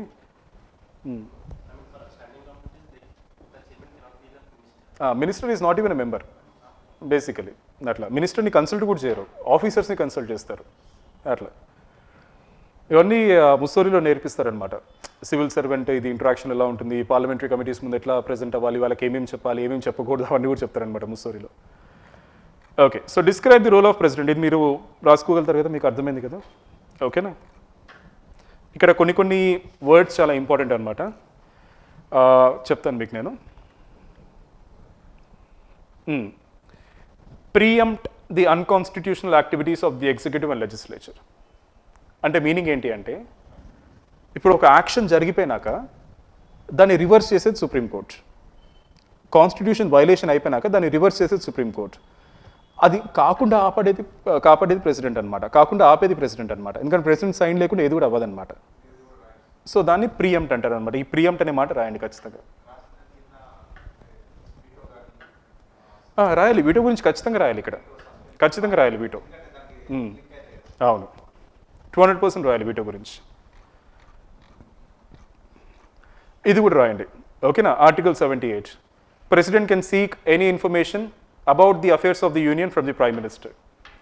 ఏం చేస్తున్నారు, అలా ఎందుకు చేస్తున్నారు, ఆ పాలసీ ఎందుకు, అది ఇది, and prime minister must give all the information. ఓకేనా. లాస్ట్కి ఒక కన్క్లూషన్ రాసుకోండి.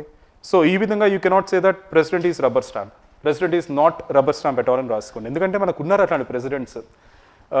జైల్ సింగ్ ఉండే మనకి, postal act Rajiv Gandhi pass చేయడానికి ట్రై చేస్తే పాకెట్ వీడియో యూజ్ చేస్తే అప్పుడు రాజీవ్ గాంధీ నిన్ను ఇంపీచ్మెంట్ చేయిస్తా అంటే నన్ను ఇంపీచ్మెంట్ చేయడానికి 1-2 years టైం పడుతుంది, ఒక సిగ్నేచర్తో మిమ్మల్ని అందరినీ నేను ఇప్పటికిప్పుడు తీసేస్తా అని చెప్పిన అనమాట.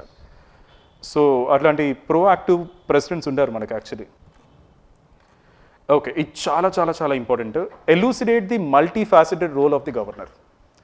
మల్టీ ఫ్యాసెటెడ్ అంటే ఏంటి?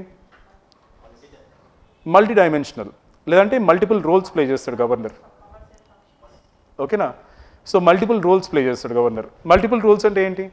కొన్ని వాటికి he acts as the constitutional head of the state. He summons the houses, prorogues the houses. ఓకేనా. అతని సైన్ లేకుండా ఏది కూడా యాక్ట్ అవ్వదు, ఏ బిల్ కూడా.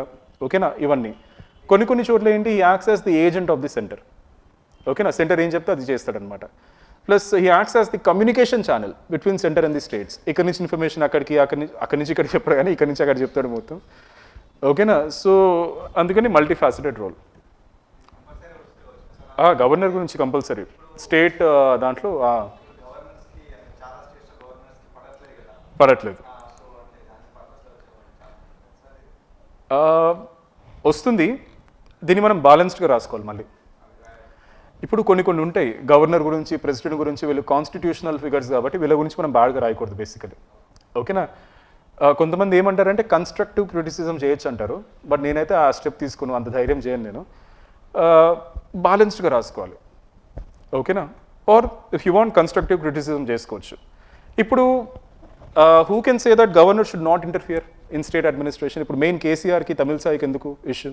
ఆమె ఇంటర్ఫియర్ అవుతుంది ప్రతిదీ, క్వశ్చన్ చేస్తుందని. క్వశ్చన్ చేయకూడదని ఎక్కడ రాస్తుంది? ఎక్కడ రాసలేదు, అవునా కదా. ఇప్పుడు మొన్న కూడా షర్మిల ఇన్సిడెంట్ అయినప్పుడు ఆమె ఇంటర్ఫియర్ అయింది Tamilisai. So who can say no to that? అది technically is it wrong? According to the constitution governor interfering is wrong? లేదు, ఇంటర్ఫియర్ అవ్వాలి, ప్రోయాక్టివ్ ఉండాలి. సో ఎలా క్రిటిసైజ్ చేయగలుగుతారు ఆమెను ఇప్పుడు? అర్థమవుతుందా? You cannot criticise. University VC appointment. అవును అవును.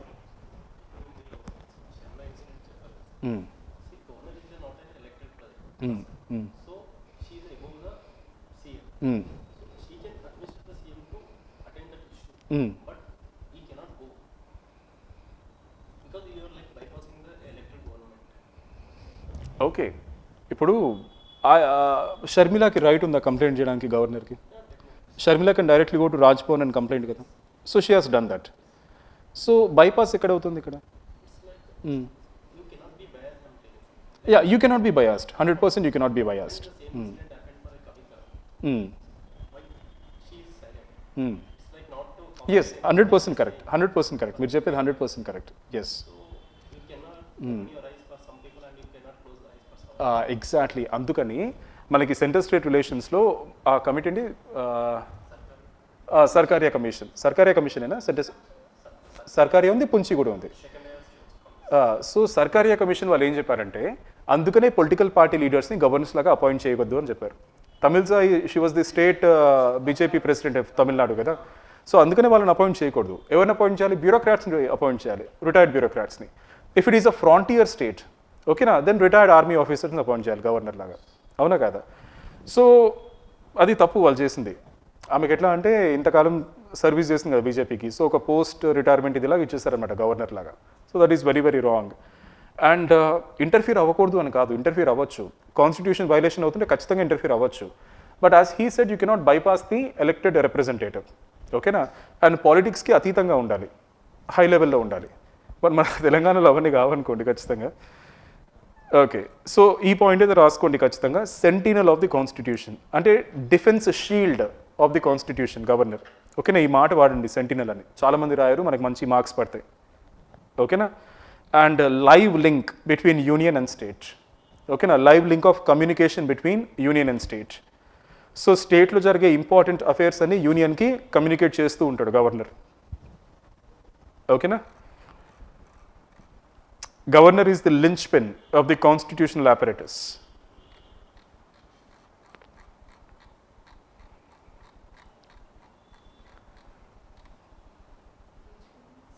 లించ్ పిన్ అంటే ఏంటంటే అదొకటి తీసేస్తే సిస్టమ్ అంతా పడిపోతుంది అనమాట, క్రంబుల్ అయిపోతుంది. దాన్ని లించ్ పిన్ అంటారు, మెయిన్ స్క్రూ అనమాట అది. అది తీసేస్తే మొత్తం సిస్టమ్ అంతా క్రంబుల్ అయిపోతుంది, పడిపోతుంది. That is the meaning of Lynch pin. So ఏం లేదు, మల్టీ ఫ్యాసెటెడ్ రోల్ అంటే 2 థింగ్స్ రాయాలి, 2 ఆస్పెక్ట్స్లో. First, governor constitutional head of the state. Second, agent of the centre. So మీరు చెప్పండి, ఎప్పుడు యాక్ట్ చేస్తాడు ఏజెంట్ ఆఫ్ ది సెంటర్ లాగా? President's rule. ఓకే, అసలు ప్రెసిడెంట్స్ రూల్ పెట్టాలంటే కూడా గవర్నర్ రిపోర్ట్ పంపించాలి. అది లేకపోయినా కూడా చేసుకోవచ్చు, but primary source of information governor అనమాట. గవర్నర్ రిపోర్ట్ పంపించాలి హోమ్ మినిస్ట్రీకి, సేయింగ్ దట్ స్టేట్లో కాన్స్టిట్యూషన్ వైలేషన్ అవుతుంది, లేదంటే స్టేట్ లా అండ్ ఆర్డర్ ఇష్యూని కంట్రోల్ చేయలేకపోతుంది అని. అలా లేకుండా కూడా పంపించవచ్చు, బట్ ప్రైమరీ కమ్యూనికేషన్ ఛానల్ మాత్రం గవర్నర్ అనమాట. ఇంకా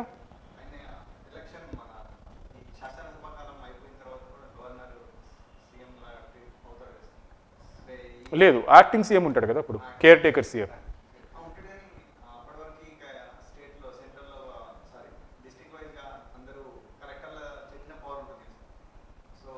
యాక్చువల్లీ కేర్ టేకర్ సీఎం ఉంటాడు, కేర్ టేకర్ సీఎం ఉండి డే టు డే అడ్మినిస్ట్రేషన్ నడిపించుకుంటాడు, but he cannot take any major policy decision. Governor main అంటే గవర్నర్ ఉంటాడు, బట్ అప్పుడు కూడా సీఎంఏ నడిపిస్తాడు, కానీ మేజర్ డెసిషన్స్ ఏం తీసుకోడు. తీసుకుంటే గవర్నర్ ఒప్పుకోడు, కానీ జస్ట్ కేర్ టేకర్ సీఎం. మళ్ళీ ఎలక్షన్స్ రిజల్ట్ వచ్చి మళ్ళీ కొత్త గవర్నమెంట్ ఫామ్ అవ్వాలి.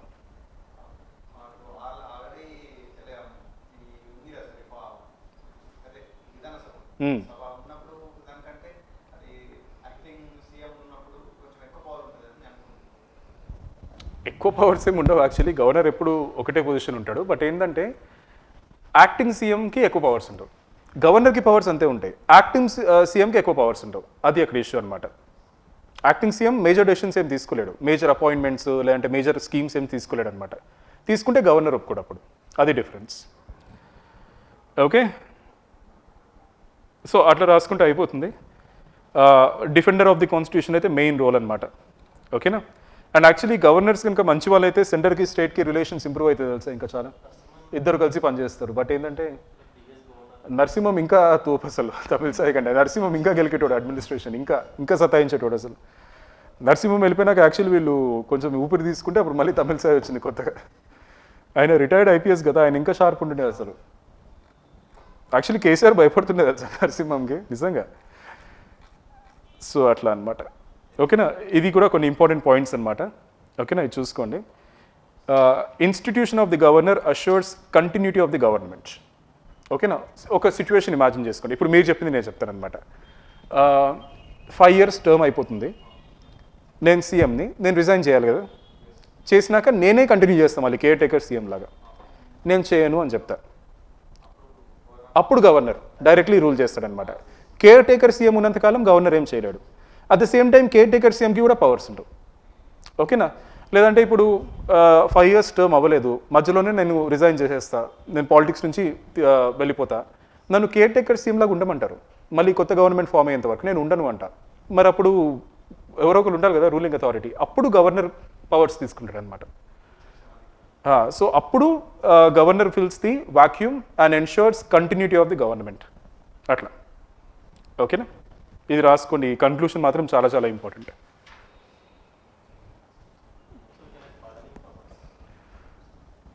పార్డనింగ్ పవర్స్ అంటే మళ్ళీ అడ్వైస్ తీసుకోవాలి కదా కౌన్సిల్ ఆఫ్ మినిస్టర్స్ దగ్గర.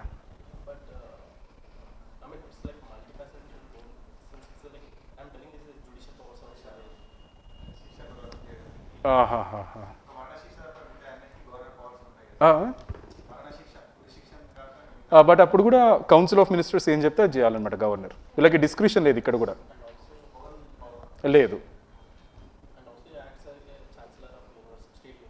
ఛాన్సలర్, బట్ ఇవన్నీ ఏంటంటే మనకి స్పెసిఫిక్ వెళ్ళిపోతాం మనం. జస్ట్ ఏంటంటే agent of the centre, head of the constitutional operators at the state, చాలు ఇది మనకి. ఎందుకంటే అంత వర్డ్ లిమిట్ కూడా ఉండదు మనకి.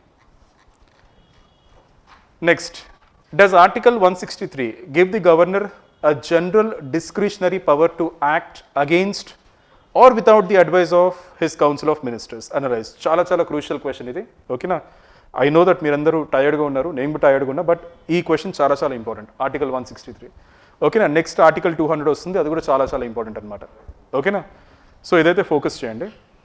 ఇప్పుడు ఆర్టికల్ 163 ఏంటో నేను ఇక్కడ రాయలేదు. ఓకేనా, లేదంటే ఇక్కడ చూద్దాం ఒకసారి.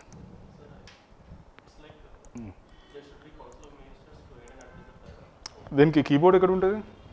కింద ఉంటుందా?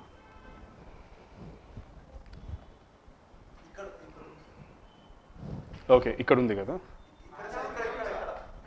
ఓకే ఓకే, ఇంకా చిన్నగా ఇస్తే అయిపోతుండే కదా.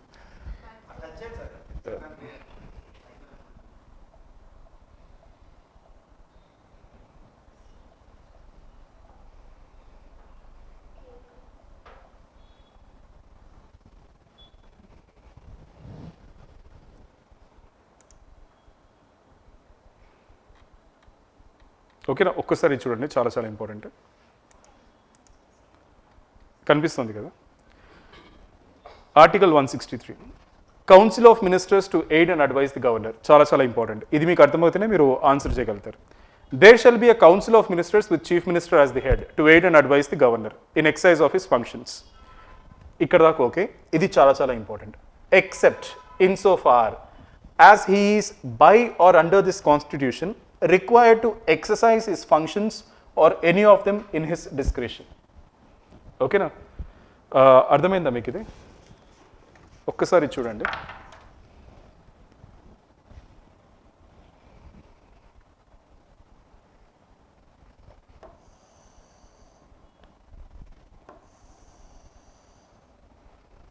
ఓకేనా. Next, if any question arises whether any matter is or is not a matter as respects which the governor is by or under the constitution required to act in discretion. Okay. Next, the question whether any and if so what advice. Okay, very simple. First the ikkada daaka ardhamainda meeku. Council of Ministers headed by Chief Minister to aid and advise the governor. But koni saarlu governor can act on his own discretion. Randomly kaadu, by or under the constitution. ఓకేనా.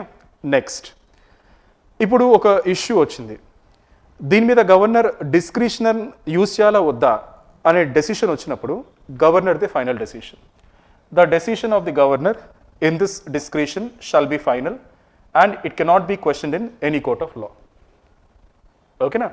First council of ministers ఉంటారు, chief minister ఉంటాడు to aid and advise the governor. కొన్నిసార్లు governor discretionary powers use చేయాలి. Is it random, ఇష్టమొచ్చినట్టు చేయొచ్చా, మన్మానియా? కాదు, under the constitution. That is the first thing.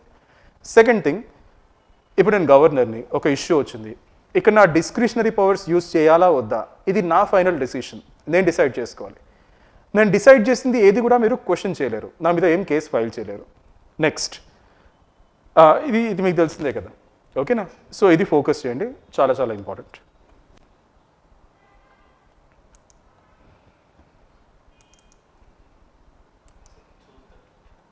Okay okay okay okay, ఇంక చాలా ఇష్యూస్ ఉన్నాయి కదా దీనికి. Okay, so first part of article 163, నేను ఒక లైన్ డ్రా చేశాను కదా. First part says that governor should act on the advice of council of ministers. అది ఫస్ట్ పార్ట్, క్లాజ్ 1లో first part. Second part, discretionary powers కూడా ఉన్నాయి, but అవి random discretionary powers కాదు, by or under the constitution. Okay. So sometimes governor by or under the constitution is required to act in his discretion. అంటే ఏంటి, constitutional ప్రొవిజన్స్ని uphold చేయడానికి కొన్నిసార్లు governor discretionary powers వాడతాడు. ఓకేనా. Required అనే expression ఉంది, చూసారా మీరు అక్కడ దాంట్లో ఆర్టికల్లో. దాని మీనింగ్ ఏంటి అంటే, governor can exercise discretionary powers only if there is an important urgent issue. ఓకేనా. అది లేకుండా మామూలు టైంలో governor can not exercise discretionary powers. ఓకేనా. ఒక్కసారి మళ్ళీ చూడండి. There shall be a council of ministers with the chief minister at the head to aid and advise the governor in the exercise of his functions. This is the first part.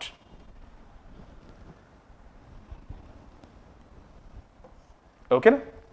Except insofar as he is by or under the constitution required to exercise his functions or any of them in his discretion. Okay na? So ఇక్కడ చూడండి, article 163 clause 1 first part ఏం చెప్తుంది? Council of ministers ఉంటారు, వాళ్ళ మాట వినాలి governor. Second part ఏం చెప్తుంది? డిస్క్రిషనరీ పవర్స్ ఉన్నాయి, వాడచ్చు. ర్యాండమ్గానా? కాదు, only for by or under the constitution. ఓకేనా? తర్వాత మీరు చూసారు రిక్వైర్డ్ అనే ఎక్స్ప్రెషన్ ఉంది. దాని మీనింగ్ ఏంటి? ఒక ఇంపార్టెంట్ రీజన్ ఉండాలి, స్ట్రాంగ్ రీజన్ ఉండాలి, కంపెల్లింగ్ నెసెసిటీ ఉండాలి ఆర్ కంపెల్లింగ్ రీజన్ ఉండాలి, అప్పుడే వాడచ్చు, ఇష్టం వచ్చినట్టుగా కాదు. సో కాన్స్టిట్యూషన్లో రాసిన ప్రతి ఒక్క వర్డ్కి ఒక ఇంపార్టెంట్ మీనింగ్ ఉంటుంది. రిక్వైర్డ్ అనే ఎక్స్ప్రెషన్ ఉంది, that means what? Compelling necessity. ఓకేనా? సో ఈ సెకండ్ పార్ట్ మీనింగ్ ఏంటి? Article 163 clause 1 second part meaning ఏంటి? By or under the constitution వాడాలి discretionary powers only if there is strong reason, necessity ఉంటేనే వాడాలి. అర్థమైంది అక్కడ దాకా? అది దాని మీనింగ్ అనమాట. నౌ దీని తర్వాత నేను నా పాయింట్స్ రాసుకున్నాను అనమాట. It is an accepted principle that in parliamentary democracy with a responsible form of government the powers of the governor as constitutional or formal head of the state should not be enlarged at the cost of the real executive. Nominal executive evaru? Governor. Real executive evaru? Chief Minister. మనం follow అయ్యే system ఏంటి? Parliamentary democracy. So parliamentary డెమోక్రసీలో ఎప్పుడు కూడా ఇంకోటి ఏంటి? ఇది responsible government, అంటే council of ministers are responsible to assembly, legislature. ఇలాంటి సిచ్యువేషన్లో ఎప్పుడు కూడా రియల్ ఎగ్జిక్యూటివ్ ఒక పవర్స్ తగ్గించి నామినల్ ఎగ్జిక్యూటివ్ ఒక పవర్స్ పెంచకూడదు. ఓకేనా? సో ఆల్వేస్ చీఫ్ మినిస్టరే పవర్ఫుల్ ఉండాలి గవర్నర్ కంటే. ఓకేనా? Now article 163 does not give the governor a general discretionary power. General అంటే ఏంటి? ఎప్పుడంటే అప్పుడు డిస్క్రిషనరీ పవర్స్ వాడచ్చు, ఏ ఇష్యూ అంటే ఆ ఇష్యూ మీద డిస్క్రిషనరీ పవర్స్ వాడచ్చు. ఆ జనరల్ పవర్ ఇవ్వట్లేదు. ఎందుకంటే ఆర్టికల్ 163 క్లాజ్ 1లో 2 థింగ్స్ ఉన్నాయి, by or under the constitution. Second thing ఏంది? రిక్వైర్డ్ అనే పదం ఉంది. అంటే ఏంటి? స్ట్రాంగ్ రీజన్ ఉంటేనే వాడాలి డిస్క్రిషనరీ పవర్స్, మామూలప్పుడు వాడకూడదు. అర్థమవుతుంది కదా మీకు? ఓకేనా? సో గవర్నర్కి డిస్క్రిషనరీ పవర్స్ ఉన్నాయి, బట్ చాలా లిమిటెడ్ ఏరియాలో ఉన్నాయి. ఓకేనా? ఈ లిమిటెడ్ ఏరియాలో కూడా governor should never use discretionary powers arbitrarily, ర్యాండమ్గా, సాలిడ్ రీజన్ లేకుండా చేయకూడదు. ఓకేనా? సో వెరీ సింపుల్, మీకు సమరీ ఇస్తున్నాను. ఆర్టికల్ 163 క్లాజ్ 1 ఏం చెప్తుందంటే గవర్నర్కి డిస్క్రిషనరీ పవర్స్ ఉన్నాయి, బట్ అవి చాలా లిమిటెడ్గా ఉన్నాయి. ఎందుకు లిమిటెడ్గా ఉన్నాయి? Only by or under the constitution వాడాలి. సెకండ్ థింగ్ ఏంటి? స్ట్రాంగ్ రీజన్ ఉంటేనే వాడాలి. ఓకేనా? సో లిమిటెడ్ పవర్స్ ఉన్నాయి. ఆ లిమిటెడ్ ఏరియాలో కూడా ఆర్బిట్రరీగా, ర్యాండమ్గా, ఇష్టం వచ్చినట్టుగా వాడకూడదు డిస్క్రిషనరీ పవర్స్. ఓకేనా? ఎప్పుడు వాడాలి? Only in good faith and caution. Only in good faith and caution. Caution అంటే ఫర్ ఎగ్జాంపుల్ గవర్నర్కి డౌట్ వస్తుంది, just example, Tamil Nadu is making a secret deal with some other country అని. కాషన్, ఇమీడియట్గా డిస్క్రిషనరీ పవర్స్ వాడాలి. అర్థమవుతుందా? అట్లా అనమాట.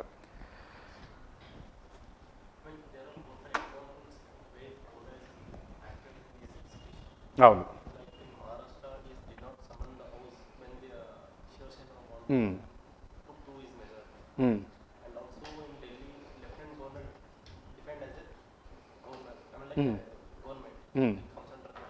అది ఢిల్లీ వదిలేసాను, ఎందుకంటే అది సెమీ యూటీ కదా.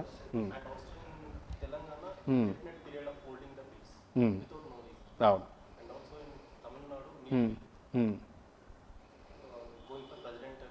అవును. అవును. అవును.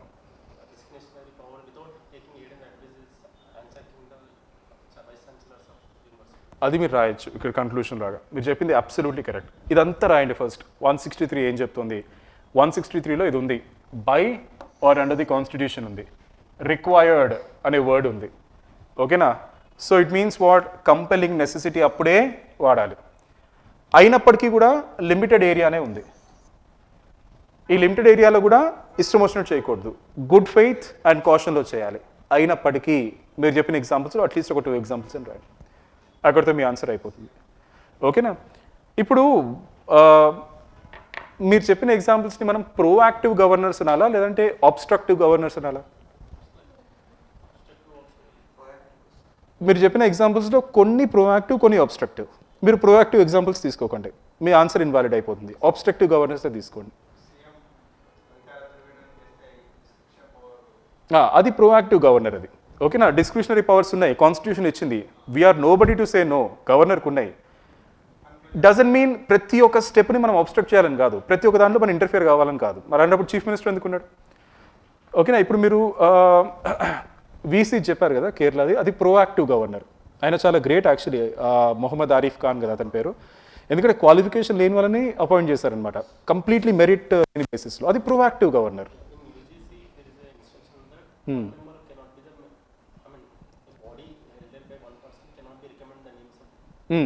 ఆబ్వియస్లీ. సో అది ప్రోయాక్టివ్ గవర్నర్. మీరు ఆ విషయంలో మాత్రం కొంచెం కాషన్ తీసుకోండి. మీరు ఆబ్స్ట్రక్టివ్ గవర్నర్స్ ఎగ్జాంపుల్స్ తీసుకోండి మీరు. ఓకేనా, ప్రజెంట్ లేకపోయినా కూడా పాస్ట్లో ఉంటాయి కదా ఎగ్జాంపుల్స్, అదైనా తీసుకుని రాసినా కూడా మీ ఆన్సర్ ఫినిష్ అయిపోతుంది. ఓకేనా, అదొక్కటి చూసుకోండి. ఎందుకంటే కొంతమంది governors, for example Kerala governor is a very knowledgeable person. ఓకేనా, always he tries for proactive only, not obstructive. ఓకేనా, నెక్స్ట్ ఆర్టికల్ 200. ఆర్టికల్ 200 అంటే ఏంటి? ఇప్పుడు ఒక బిల్ వస్తుంది గవర్నర్ దగ్గరికి, గవర్నర్కి ఉన్న ఆప్షన్స్ ఏంటి? ఫస్ట్ సైన్ పెట్టాలి, second pocket veto, third send it back for, అదే ఏదైనా ఒకటే. అది అదే అది ఇటు ఇది అటు పెట్టుకోవచ్చు, ఏం కాదు. సరే, ఫస్ట్ పాకెట్ వీటో, లేదంటే second sending back for reconsideration, third signing immediately, fourth ఏంటి? Reserving it for president. ఓకేనా, అది ఆర్టికల్ 200. ఇప్పుడు స్టేట్ బిల్స్ని ప్రెసిడెంట్కి రిజర్వ్ చేయడం ఏంటి అసలు? అంటే ఒక పక్కన స్టేట్ లిస్ట్ ఇచ్చాం మనం, స్టేట్ లిస్ట్ ఇచ్చి ఈ దీంట్లో ఉన్న సబ్జెక్ట్స్ మీద మీరు లాస్ చేసుకోండి అని చెప్పాం మనం స్టేట్స్కి. సరే ఫైన్ అంటున్నారు, వాళ్ళు లాస్ చేసుకుంటున్నారు. మళ్ళీ ఆ లా మేకింగ్ పవర్ని మళ్ళీ మనం తీసేసుకోవడం ఏంటి? ఈ పవర్ ఇచ్చి, ఆర్టికల్ 200 పవర్ ఇచ్చి గవర్నర్స్కి. అర్థమవుతుందా? డివైడ్ చేసుకున్నామా, union list, state list, concurrent list అని. Union list for parliament, state list for states. So state లిస్ట్లో ఉన్న సబ్జెక్ట్స్ మీద స్టేట్స్ లాస్ చేసుకోవచ్చు, ఆ పవర్ ఇచ్చాం. మళ్ళీ ఆర్టికల్ 200 ఏంటి? అర్థమవుతుందా? సో ఎవరైనా చెప్పగలుగుతారా?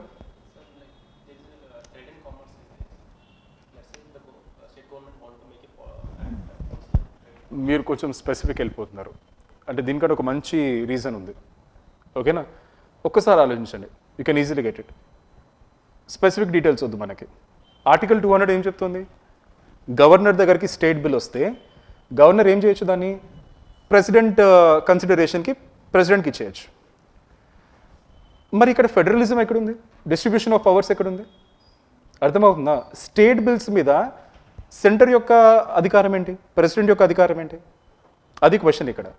సో మన కాన్స్టిట్యూషనల్ మేకర్స్ ఏమి రీజన్ లేకుండా చేస్తారా? గ్రేట్ పీపుల్ ఉన్నారు లైక్ బిఆర్ అంబేద్కర్. దీని వెనకాల రీజన్ ఏంటి? ఎందుకు ఉండాలి ఆర్టికల్ 200 అని నేను అడుగుతున్నాను. నేను సింపుల్, మీరు కొంచెం ఆలోచిస్తే చెప్పగలుగుతారు. అసలు దీనికి ఎప్పుడు రాయలేదా ఆన్సర్? ఏం రాశారు చెప్పండి మరి ఒకసారి. రాయలేదా? ఓకే, ఆర్టికల్ 200 అర్థమైంది కదా మీకైతే. Governor reserving state bills for consideration of the president. Okay, very simple.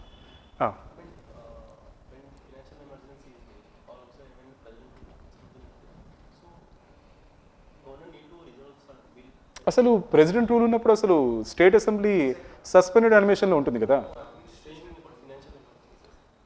Financial emergency, okay, very good. Financial emergency అప్పుడు వీళ్ళకి మనీ బిల్స్ పాస్ చేసే పవర్స్ ఉండవు నాకు తెలిసి ఎక్కువ. బట్ అది వేరే ఆర్టికల్, దానికి సపరేట్ ఆర్టికల్ 360 ఉంది కదా. ఇది ఎందుకు ఆర్టికల్ 200 ఎందుకు?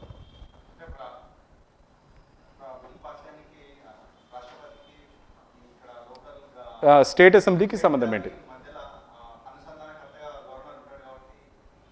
ఓకే, దీని వెనకాల ఒక మంచి రీజన్ ఉంది. అదేంటి అంటే ఇప్పుడు ప్రిన్సిపల్ ఆఫ్ రీపగ్నెన్సీ అంటారనమాట, మీరు వినే ఉంటారు ఇది. ఓకేనా, సో ప్రిన్సిపల్ ఆఫ్ రీపగ్నెన్సీ అంటే ఏంటంటే ఇప్పుడు కాన్కరెంట్ లిస్ట్ ఉంది. కాన్కరెంట్ లిస్ట్ అంటే ఏంటి? స్టేట్ పాస్ చేసుకోవచ్చు, పార్లమెంట్ కూడా పాస్ చేసుకోవచ్చు. Environment and forest reason concurrent list. ఇప్పుడు ఒక్కొక్క స్టేట్లో ఒక్కొక్క స్పెసిఫిక్ ఇష్యూ ఉంటుంది. జనరల్లీ ఒక జనరల్ ఎగ్జాంపుల్ చెప్తున్నాను నేను. పార్లమెంట్ ఒక లా పాస్ చేస్తుంది సెయింగ్ దట్ ఫారెస్ట్ని కట్ చేయకూడదు అని. బట్ మనకి ఇక్కడ తెలంగాణలో ఫర్ ఎగ్జాంపుల్ ఏటునాగారంలో ఒక డిసీజ్ స్ప్రెడ్ అవుతుంది. సో మనం ఆ ఏరియాలో ఫారెస్ట్ కట్ చేయాలి. ఇప్పుడు మనం ఫారెస్ట్ కట్ చేయాలని ఒక లా పాస్ చేస్తే మన లా చెల్లదు, ఎందుకంటే ఆల్రెడీ పార్లమెంట్ ఒక లా పాస్ చేసింది ఏంటి, ఫారెస్ట్ కట్ చేయకూడదు అని. That is called principle of repugnancy. If there is conflict between parliament law and state law, which law will prevail? Parliament law will prevail. ఓకేనా? మరి తెలంగాణ పరిస్థితి ఎట్లా? అట్లాంటప్పుడు తెలంగాణ బిల్ పాస్ చేస్తే అది గవర్నర్ దగ్గరికి వెళ్తుంది, గవర్నరు ప్రెసిడెంట్కి ఇస్తాడు, ప్రెసిడెంట్ ఓకే అంటే ఇది పార్లమెంట్ లాకి అగేన్స్ట్ ఉన్న ఈ లా చెల్లుతుంది, స్టేట్ లా చెల్లుతుంది. అందుకని మనకు ఆర్టికల్ 200 ఉంది. అర్థమవుతుందా? ఓకే, మళ్ళీ ఎక్స్ప్లెయిన్ చేస్తాను. మనకి యూనియన్ లిస్ట్ ఉంది, స్టేట్ లిస్ట్ ఉంది, కాన్కరెంట్ లిస్ట్ ఉంది. యూనియన్ లిస్ట్లో ఎలాంటి సబ్జెక్ట్స్ ఉంటాయి మనకి? ఇష్యూస్ ఆఫ్ నేషనల్ ఇంపార్టెన్స్ ఉంటాయి. ఇష్యూస్ ఆఫ్ నేషనల్ ఇంపార్టెన్స్ అందరికీ కామన్ ఇష్యూస్ ఉంటాయి. స్టేట్ లిస్ట్లో ఎలాంటి ఇది ఉంటాయి మనకి? Issues of local importance. ఓకేనా? అలా మనం డివైడ్ చేసుకున్నాం యూనియన్ లిస్ట్, స్టేట్ లిస్ట్ అని. ఇప్పుడు ఇది వాటర్ టైట్ డివిజన్ అయితే కాదు కదా. ఫర్ ఎగ్జాంపుల్ ఈరోజు నేను ఈ ఇష్యూ నేషనల్ ఇంపార్టెన్స్ అంటున్నా, రేపొద్దున అది లోకల్ ఇంపార్టెన్స్ అవ్వచ్చు. లేదంటే ఈరోజు నేను ఇష్యూ లోకల్ ఇంపార్టెన్స్ అంటా, రేపొద్దున అది నేషనల్ ఇంపార్టెన్స్ అవ్వచ్చు. ఓకేనా? ఎవరు కూడా క్లియర్ కట్గా దీన్ని డివైడ్ చేయలేరు, హ్యూమన్లీ ఇంపాసిబుల్ అది, ఎందుకంటే ఇది చాలా డైనమిక్ కాన్సెప్ట్, ఇది చేంజ్ అవుతుంటుంది ఎప్పటికప్పుడు. ఓకేనా? సో ఫర్ ఎగ్జాంపుల్ తెలంగాణకు అవసరం పడి ఓకే యూనియన్ లిస్ట్లో ఉన్న ఒక సబ్జెక్ట్, అంటే అది ఏ లిస్ట్ అనేది మనకు చెప్పలేము, క్లారిటీ లేదు. It can be union or state list. ఒక సబ్జెక్ట్ మీద బిల్ పాస్ చేసింది, బట్ అది ఆటోమేటిక్గా క్యాన్సిల్ అయిపోతుంది, ఎందుకంటే that is it belongs to union list. State అసెంబ్లీకి పవర్ లేదు. ఇప్పుడు ఇలాంటి బిల్ని గవర్నర్ రిజర్వ్ చేసుకొని ప్రెసిడెంట్కి పంపిస్తే ప్రెసిడెంట్ సైన్ పెడితే ఈ బిల్ చెల్లుతుంది. This is one way to understand article 200. The other way to understand article 200 concurrent లిస్ట్లో ఎన్వైర్న్మెంట్ అండ్ ఫారెస్ట్ ఉంది, పార్లమెంట్ ఒక లా పాస్ చేస్తుంది, తెలంగాణ స్టేట్ అసెంబ్లీ ఒక లా పాస్ చేస్తుంది, రెండింటికి చెల్లట్లేదు, రెండింటికి కాన్ఫ్లిక్ట్ ఉంది, ఆటోమేటిక్గా తెలంగాణ పాస్ చేసిన బిల్లు క్యాన్సిల్ అయిపోతుంది. అలాంటప్పుడు కాన్కరెంట్ లిస్ట్ పెట్టి యూజ్ ఏంటి? అదంతా కూడా యూనియన్ లిస్ట్లో కలిపేసుకోవచ్చు కదా. అర్థమవుతుందా? అలాంటప్పుడు యూజ్ ఏంటి? అవన్నీ కూడా మనం యూనియన్ లిస్ట్లో కలిపేసుకోవచ్చు కదా. కాన్కరెంట్ లిస్ట్ ఎందుకు అంటే ప్రతి స్టేట్కి దాని ఓన్ రిక్వైర్మెంట్స్ ఉంటాయి, దాని ఓన్ నీడ్స్ ఉంటాయి, దాని ఓన్ లోకల్ ఇష్యూస్ ఉంటాయి, అవి సార్ట్ అవుట్ చేసుకోవడానికి కాన్కరెంట్ లిస్ట్ ఉంది, స్టేట్ లిస్ట్ ఉంది, కాన్కరెంట్ లిస్ట్ ఉంది. సో ఇలాంటి బిల్స్ని కనుక గవర్నర్ రిజర్వ్ చేస్తే, ప్రెసిడెంట్ అప్రూవ్ చేస్తే, అవి పార్లమెంట్ పాస్ చేసిన బిల్కి కాన్ఫ్లిక్ట్ ఉన్నప్పటికీ కూడా అవి చెల్లుతాయి. So that is the reason we have article 200. Principle of రిపగ్నెన్సీకి ఎస్కేప్ అవ్వడానికి ఇది ఒక దారి అనమాట. అంటే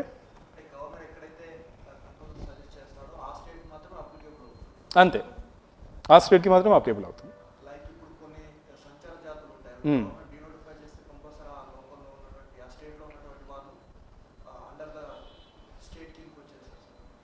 ఇది నోటిఫికేషన్ డీనోటిఫికేషన్ వేరే, ఇది ఎగ్జిక్యూటివ్ ఆర్డర్ ద్వారా అవుతుంది. నేను చెప్పేది బిల్స్ గురించి.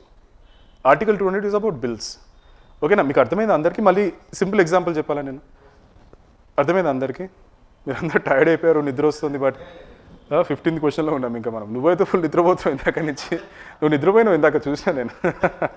పర్వాలేదు కానీ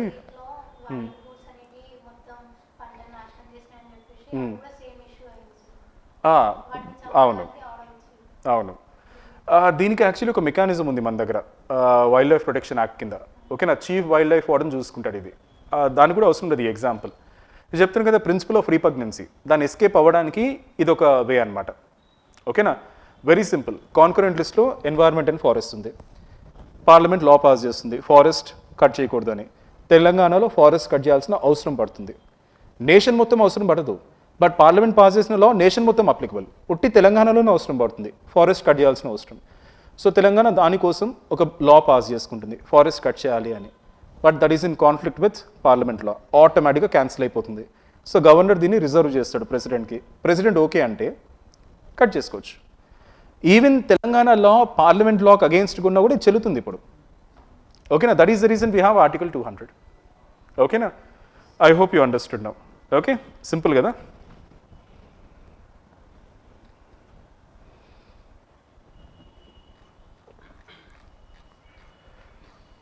సో ఇది కొంచెం టెక్నికలే, బట్ చాలా చాలా ఇంపార్టెంట్ అనమాట. మనకి ప్రిన్సిపల్ ఆఫ్ రిపగ్నెన్సీ ఎక్కడుందంటే ఆర్టికల్ 254లో ఉంది. ఓకేనా? Conflict between state law, parliament law, parliament law will prevail. ఇది మనకు ఆర్టికల్ 254లో ఉంది. ఓకేనా?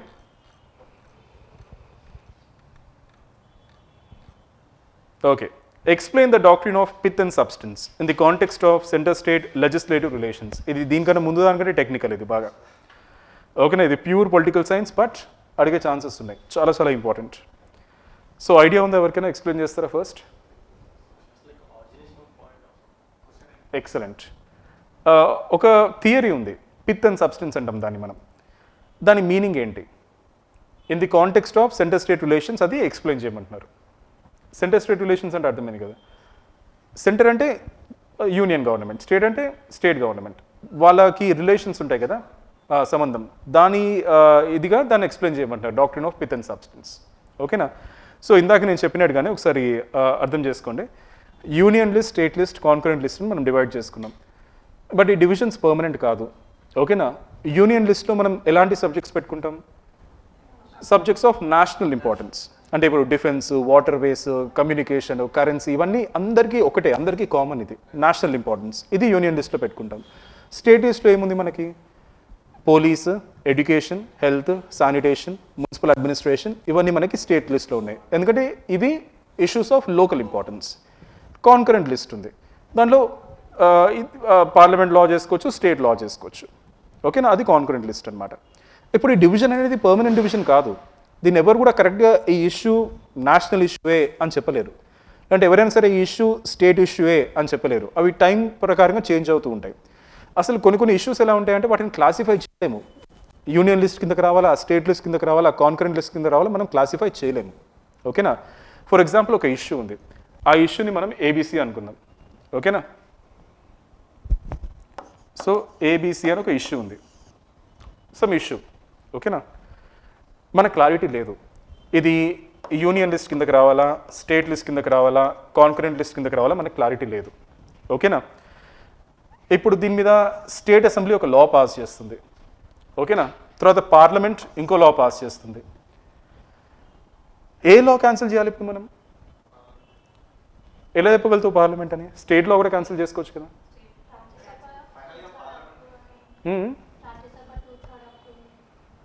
అది వేరే. ఇప్పుడు ఎట్లా చెప్పాలంటే మీకు నేను, అది మీరు ఎలా చెప్పగలుగుతారు లోకల్ ప్రయారిటీ అని? దానికి ఎవరు చెప్పలేరు కదా.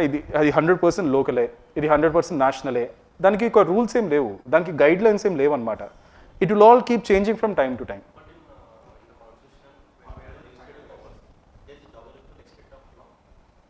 ఓకే.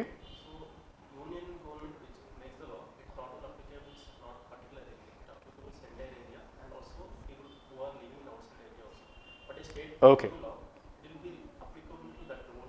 కరెక్ట్, నాకు అర్థమైంది. ఇప్పుడు మీరు చెప్పింది ఫైన్. ఎప్పుడు యూనియన్లో, స్టేట్లో ఇద్దరు ఒకటే లా చేస్తే, పార్లమెంటు, స్టేట్ అసెంబ్లీ ఇద్దరు ఒకటే టైప్ ఆఫ్ లా చేసి కాన్ఫ్లిక్ట్ లేదు అంటే ఇద్దరు ఫాలో చేసుకోవచ్చు. ఓకేనా, ఇష్యూ లేదు. కాన్ఫ్లిక్ట్ ఉంటే అప్పుడు ఏంటి పరిస్థితి? అప్పుడు మనం ప్రిన్సిపల్ ఆఫ్ రిపగ్నెన్సీ వాడతాము, స్టేట్ లిస్ట్ క్యాన్సిల్ అని చెప్తాము. అలాంటప్పుడు స్టేట్స్కి అన్యాయం కాదు అది. I hope your understanding. Very simple. There are so many issues which you cannot classify. మీరు చెప్పలేరు ఇది ఖచ్చితంగా నేషనల్ ఇంపార్టెన్సే, దీని మీద ఓన్లీ పార్లమెంటే లా పాస్ చేయాలి, లేదంటే ఇది లోకల్ ఇష్యూవే, దీని మీద ఖచ్చితంగా స్టేట్ అసెంబ్లీయే పాస్ చేయాలి అని మనం చెప్పలేం. ఓకేనా. ఇది డాక్టర్ బిఆర్ అంబేద్కరే చెప్పారు. ఇవన్నీ వాటర్ టైట్ డివిజన్స్ కాదు, ఇవన్నీ హైలీ డైనమిక్ కాన్సెప్ట్స్, ఇవి టైం ప్రకారంగా మారుతూ ఉంటాయని ఆయనే చెప్పారు. ఓకేనా. ఇప్పుడు ఒక ఇష్యూ వచ్చింది, దాని పేరు ఏబీసీ అని చెప్తున్నాను నేను. సమ్ ఇష్యూ వచ్చింది. ఇప్పుడు దీని మీద తెలంగాణ స్టేట్ అసెంబ్లీ ఒక లా చేస్తుంది. తెలంగాణ స్టేట్ అసెంబ్లీ ఏమనుకుంటుంది, ఇది స్టేట్ లిస్ట్ కిందకు వస్తుందేమో, అందుకని నాకు పవర్స్ ఉన్నాయి అని ఒక లా చేసుకుంటుంది. పార్లమెంట్ ఇంకో లా చేసుకుంటుంది. పార్లమెంట్ ఏమనుకుంటుంది, ఇది యూనియన్ లిస్ట్ కిందకు వస్తుందేమో, ఇది నేషనల్ ఇంపార్టెన్స్ ఏమో, నేను ఒక లా చేస్తా అని పార్లమెంట్ లా చేస్తుంది. ఇద్దరి లాస్ కన్సిస్టెంట్ ఉన్నాయనుకో, ఒకటే ఉన్నాయనుకో, ఇష్యూ లేదు మనకి. ఓకేనా. ఈ లా అయినా ఫాలో అవ్వచ్చు, ఈ లా అయినా ఫాలో అవ్వచ్చు, రెండూ ఉంటాయి. కాన్ఫ్లిక్ట్ ఉందనుకో, అప్పుడు ఏం చేస్తారు? Principle of repugnancy, state law cancel అయిపోతుంది.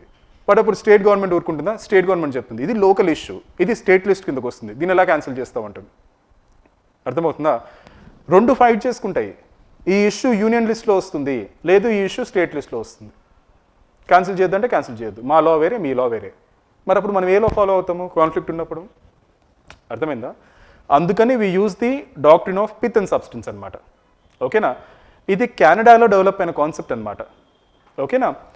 ఇప్పుడు ఈ లా ఒక పర్పస్ అంటే చూస్తారనమాట. పర్పస్ ఆఫ్ ది లా చూస్తారు. ఓకేనా? ఆ purpose if it is of national importance then parliament లాని ఉంచుతారు, స్టేట్ లాని తీసేస్తారు. If it is of local importance, ఒక స్టేట్కి సంబంధించింది అయితే స్టేట్ని కంటిన్యూ చేసుకోమంటారు అలా. I hope your understanding. ఇప్పుడు బేసిక్గా యూనియన్ లిస్ట్లో పార్లమెంటే పవర్ఫుల్, స్టేట్కి ఎలాంటి పవర్ లేదు. స్టేట్ లిస్ట్లో స్టేటే పవర్ఫుల్, పార్లమెంట్కి ఎలాంటి సంబంధం లేదు. ఇప్పుడు ఒక ఇష్యూ వచ్చింది, దాన్ని మనం క్లాసిఫై చేయలేము. అది యూనియన్ లిస్ట్లోకి వస్తుందా స్టేట్ లిస్ట్లోకి వస్తుందా మనకు తెలియదు. స్టేట్స్ ఏమంటాయి, ఇది స్టేట్ లిస్ట్లోకి వస్తుంది, నేను లా చేసుకుంటాను స్టేట్స్ అంటాయి. పార్లమెంట్ ఏమంటుంది, లేదు ఇది యూనియన్ లిస్ట్ కిందకు వస్తుంది, నేను లా చేసుకుంటాను పార్లమెంట్ అంటుంది. ఇప్పుడు రెండు లాస్ చేసుకుంటాయి. కాన్ఫ్లిక్ట్ లేదనుకో ఫైన్, రెండింటిని నువ్వు అలౌ చేస్తావు. కాన్ఫ్లిక్ట్ ఉంటే మనం ఏది ఫాలో అవ్వాలి, ఏది క్యాన్సిల్ అవుతుంది? ఓకే.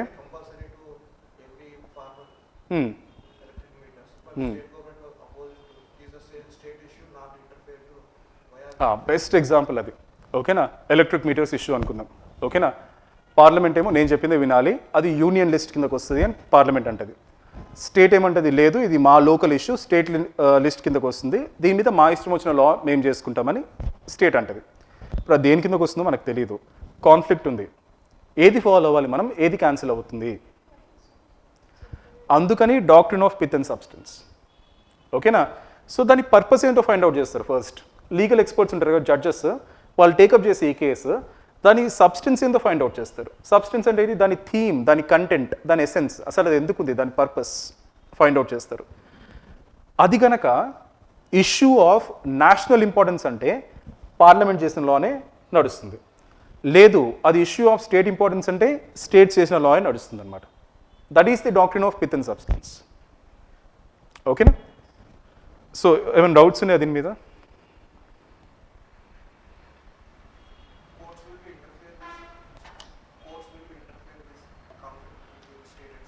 అంతే కదా, ఖచ్చితంగా కోర్టుకి వెళ్తుంది ఇది. బేసిక్గా యూనియన్ లిస్ట్, స్టేట్ లిస్ట్ ఇవి మ్యూచువల్లీ ఎక్స్క్లూజివ్, అంటే ఇవి ఎక్కడ ఇంటర్సెక్షన్ అవ్వట్లేదు, అంటే వీటిలో కామన్ ఏం లేవు. అర్థమవుతుందా? దీంట్లో ఉన్న కంటెంట్ వేరే, దీంట్లో ఉన్న కంటెంట్ వేరే, దీంట్లో ఉన్న సబ్జెక్ట్స్ వేరే, దీంట్లో ఉన్న సబ్జెక్ట్స్ వేరే. ఒక ఇష్యూ ఉంది, ఓకేనా, ఎలక్ట్రిక్ మీటర్స్ ఇష్యూ, అది ఓవర్లాప్ అవుతుంది. దాన్ని ఒక యాంగిల్లో చూస్తే యూనియన్ లిస్ట్ అనిపిస్తుంది, ఇంకో యాంగిల్లో చూస్తే స్టేట్ లిస్ట్ అనిపిస్తుంది. మరి ఎట్లా? పార్లమెంటు లా చేసుకుంటుంది, స్టేట్ లా చేసుకుంటుంది, రెండు లాస్ కాన్ఫ్లిక్ట్ అవుతున్నాయి. అర్థమవుతుందా? అప్పుడు ఏ లా ఉండాలి, ఏ లా క్యాన్సిల్ అవ్వాలి, మనం ఏ లా ఫాలో అవ్వాలి అనే సబ్జెక్ట్ని, అనే డిస్ప్యూట్ని doctrine of pith and substance use చేసి కోర్ట్ సాల్వ్ చేస్తాయి అన్నమాట. I hope you understand.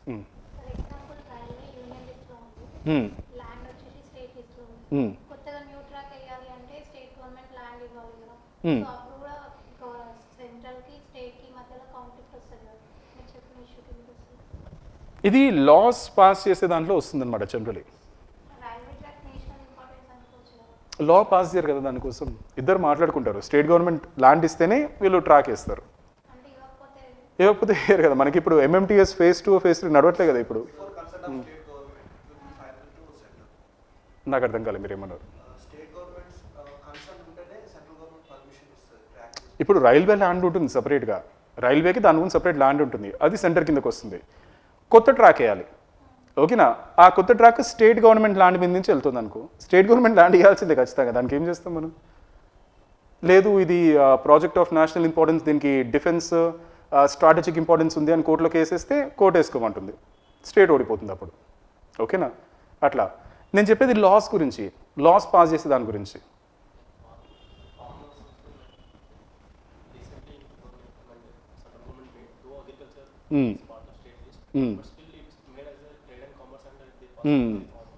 అవును. ఇంకో ఎగ్జాంపుల్ చెప్తాను మీకు. మనకి మైనర్ మినరల్స్, మేజర్ మినరల్స్ ఉన్నాయి తెలుసా డిఫరెన్స్ మనకి? ఓకేనా? మైనర్ మినరల్స్ స్టేట్ చూసుకుంటుంది, మేజర్ మినరల్స్ సెంటర్ చూసుకుంటుంది. ఇప్పుడు ఒక కొత్త మినరల్ వచ్చింది, అది మైనరో మేజరో క్లాసిఫై కాలేదు, ఇద్దరు కొట్లాడుకుంటున్నాయి, నేను లా చేస్తా దాని మీద అని. ఇద్దరు లాస్ చేస్తారు, ఇద్దరు లాస్ కాన్ఫ్లిక్ట్ అవుతున్నాయి. ఓకేనా? ఇప్పుడు ఎవరి లా ఫాలో అవ్వాలి, ఎవరి లా క్యాన్సిల్ అవుతుంది? లేదు, స్టేట్ లా ఎప్పుడు క్యాన్సిల్ అవుతుంది? When state is making laws on union list, అప్పుడు క్యాన్సిల్ అవుతుంది. పార్లమెంట్ లా ఎప్పుడు క్యాన్సిల్ అవుతుంది? When parliament is making laws on state list, అప్పుడు పార్లమెంట్ లా క్యాన్సిల్ అవుతుంది. అసలు ఇది లా ఏ లిస్ట్ కిందకు వస్తుందో క్లారిటీ లేదు ఇక్కడ.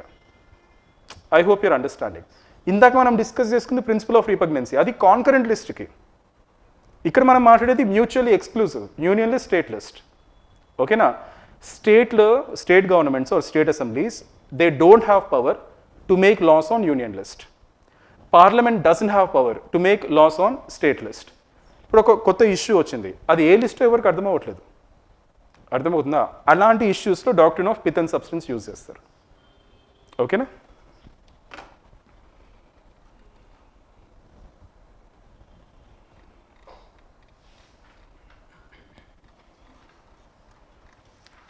ఒక్కసారి చూసుకొని మీకు అర్థమైపోతుంది, మొత్తం ఎక్స్ప్లెయిన్ చేశాను నేను.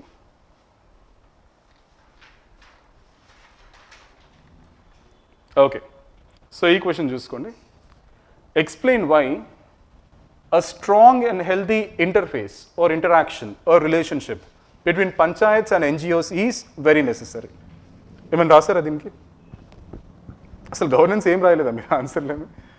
నాకు ఈజీ అవుతుంది, పేపర్ కరెక్షన్ ఫాస్ట్గా అయిపోతుంది. అది చాలా ఇంపార్టెంట్ ఇది. ఏమైనా రాసారా దీని గురించి? పంచాయత్స్, ఎన్జిఓస్. ఓకేనా? సో బేసిక్గా ఏమవుతుందంటే ఎన్జిఓస్ పంచాయత్స్ యొక్క కాన్స్టిట్యూషనల్ పొజిషన్ని అండర్మైన్ చేస్తాయి, పట్టించుకోవన్నమాట. ఇంకా ఇవి సరిగా పనిచేయవు కాబట్టి అది వేరే ఇష్యూ అది. బట్ ఇక్కడ ఏంటి అంటే Panchayat system already well established, దాని నెట్వర్క్ చాలా పెద్దది. అలానే ఎన్జిఓస్ కూడా పెద్దవే, ఎన్జిఓస్ కూడా మంచివే. ఓకేనా? సో ఇద్దరు కొలాబరేట్ అయి పనిచేయచ్చారనమాట ఇక్కడ. ఓకేనా? సో ఇది చూడండి, NGOs should not undermine the constitutional authority of panchayats. NGO should not try to replace panchayats. We can quote the example of Kudakunu where the NGO Greenpeace, though the nuclear plant where the government taken approval with the local people, and local people given also approval for that. I mean they are good with that. But NGO like Greenpeace, it may created an above within the people. అంటే NGO అదేం చేసిందంటే just చెప్పింది dangers ఇలా అవుతుంది ఇలా అవుతుంది అని. It educated the people, అది నిజమే అది. ఓకేనా? సో న్యూక్లియర్ ఎనర్జీ మనం క్లీన్ అంటాం, but is it really clean? Waste disposal ఎంత డేంజరస్, ఏమైనా యాక్సిడెంట్ అయితే ఎంత డేంజరస్ అది? NGO is not that much committed compared to the government. కరెక్టే, అందుకనే ఈ క్వశ్చన్ మీరు అన్నది 100% కరెక్ట్. అందుకని ఎన్జిఓస్ ఎప్పుడు పంచాయత్ని రీప్లేస్ చేయొద్దు, పంచాయత్తో కలిసి పనిచేయాలన్నమాట. ఓకేనా? మీరు అన్నది 100% కరెక్ట్. ఏం అథారిటీ ఉంది ఎన్జిఓస్కి? పంచాయత్స్కి కాన్స్టిట్యూషనల్ అథారిటీ ఉంది. Panchayats are made up of representative bodies, అవి మేడప్ ఆఫ్ ఎలక్టెడ్ రిప్రజెంటేటివ్స్. ఎన్జిఓస్కి ఏముంది? బట్ మీరు గ్రాస్ రూట్ లెవెల్కి వెళ్ళి చూస్తే ఎన్జిఓస్ ఎక్కువ పనిచేస్తున్నాయి పంచాయత్స్ కంటే, అవునా కదా? సో వాళ్ళిద్దరి మధ్యలో కొలాబరేషన్ అనేది చాలా చాలా ఇంపార్టెంట్. ఓకేనా? సో అసలు పంచాయత్ సిస్టంలో ఎన్జిఓస్ ఏ రోల్ ప్లే చేస్తాయి? చాలా రోల్స్ ప్లే చేస్తాయి యాక్చువల్లీ. ఓకేనా?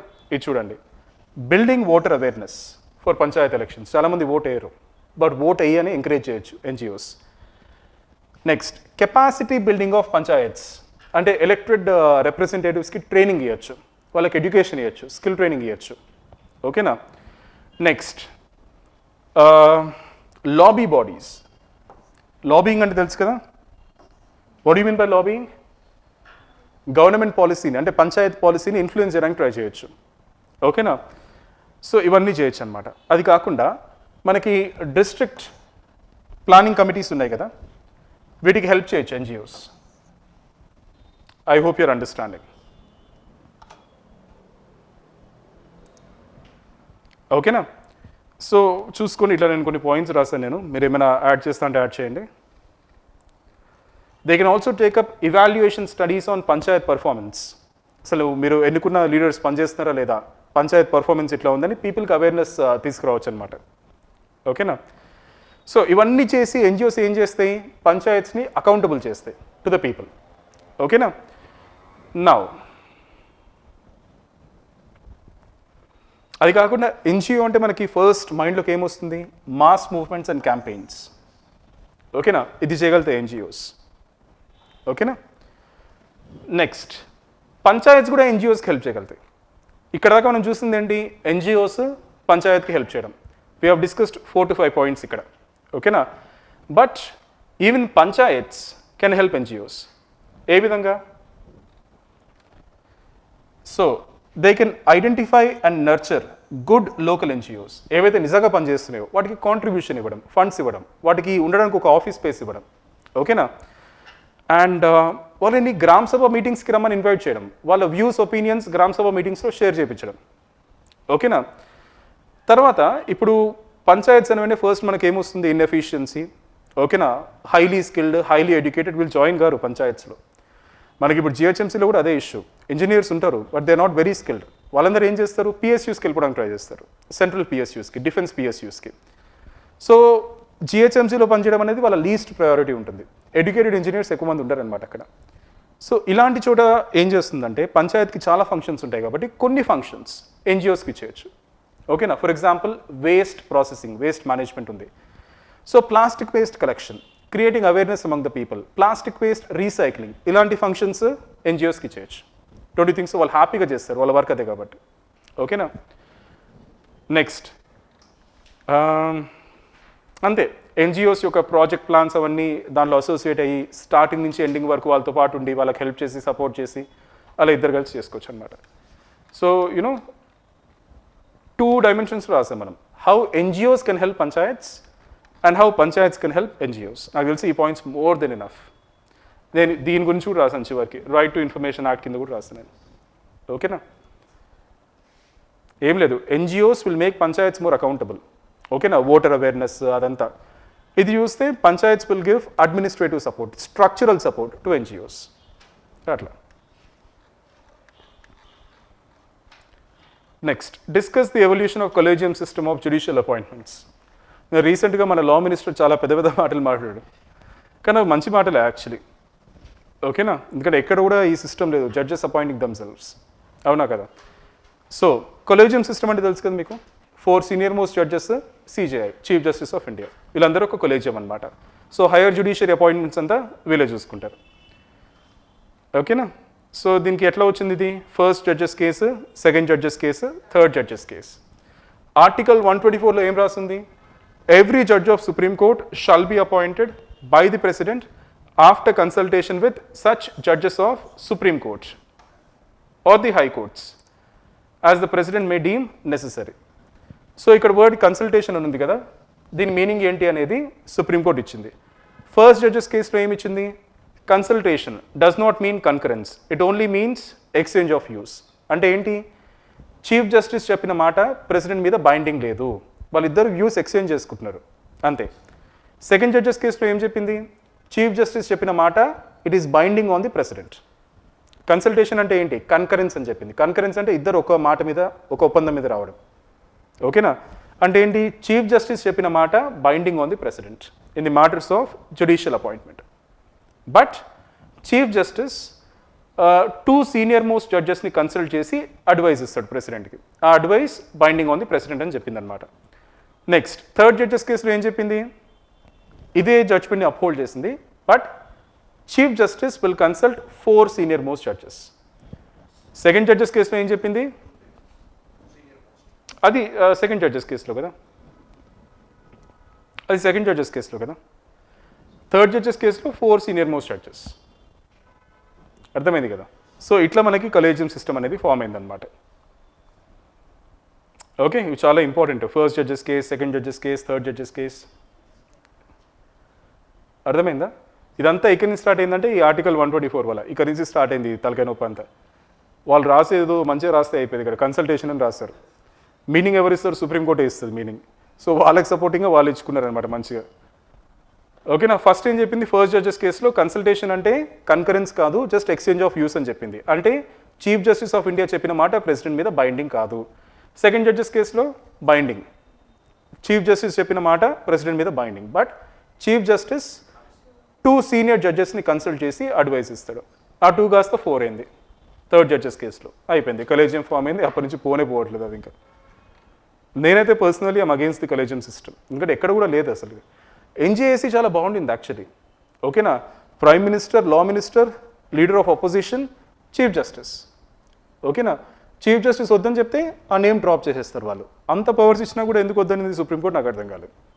ఓకేనా? లీడర్ ఆఫ్ అపోజిషన్ కూడా ఉన్నాడు సెలక్షన్ కమిటీలో. మరి ఇంకేం కావాలి చెప్పు?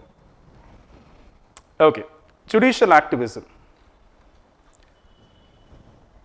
ఓకే, సో జ్యుడిషియల్ యాక్టివిజంని ఎట్లా సింపుల్గా మనం డిఫైన్ చేయగలుగుతాం? ఎప్పుడైనా సరే కేసు వేస్తే పనిచేయడం కాదు, దాని ఓన్గా అది సువోమోటో అంటారు, దాన్ని సువోమోటోగా తీసుకొని పనిచేస్తే దాన్ని జ్యుడిషియల్ యాక్టివిజం అంటారు. As simple as that. ఓకేనా? అసలు జ్యుడిషియల్ యాక్టివిజం ఎందుకు మనకి? The other constitutional bodies are not acting. ఇక్కడ చూడండి, to correct any injustice especially when the other constitutional bodies are not acting. ఓకేనా? Proactive judiciary is nothing but judicial activism. ఎందుకు proactive judiciary?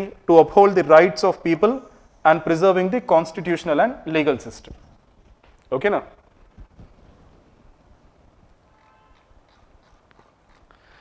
Illustrate with example. నేను 3 examples తీసుకున్నా. Kesavananda Bharati case తీసుకున్నా, 2G scam తీసుకున్నా, తర్వాత blanket ban on fire crackers తీసుకున్నా. మీరు ఏదైనా తీసుకోవచ్చు, it's up to you. But Kesavananda Bharati మాత్రం ఖచ్చితంగా తీసుకోండి, మిగతాది మీ ఇష్టం. ఓకేనా? సో ఏమైంది ఇక్కడ? Basic structure doctrine. Okay,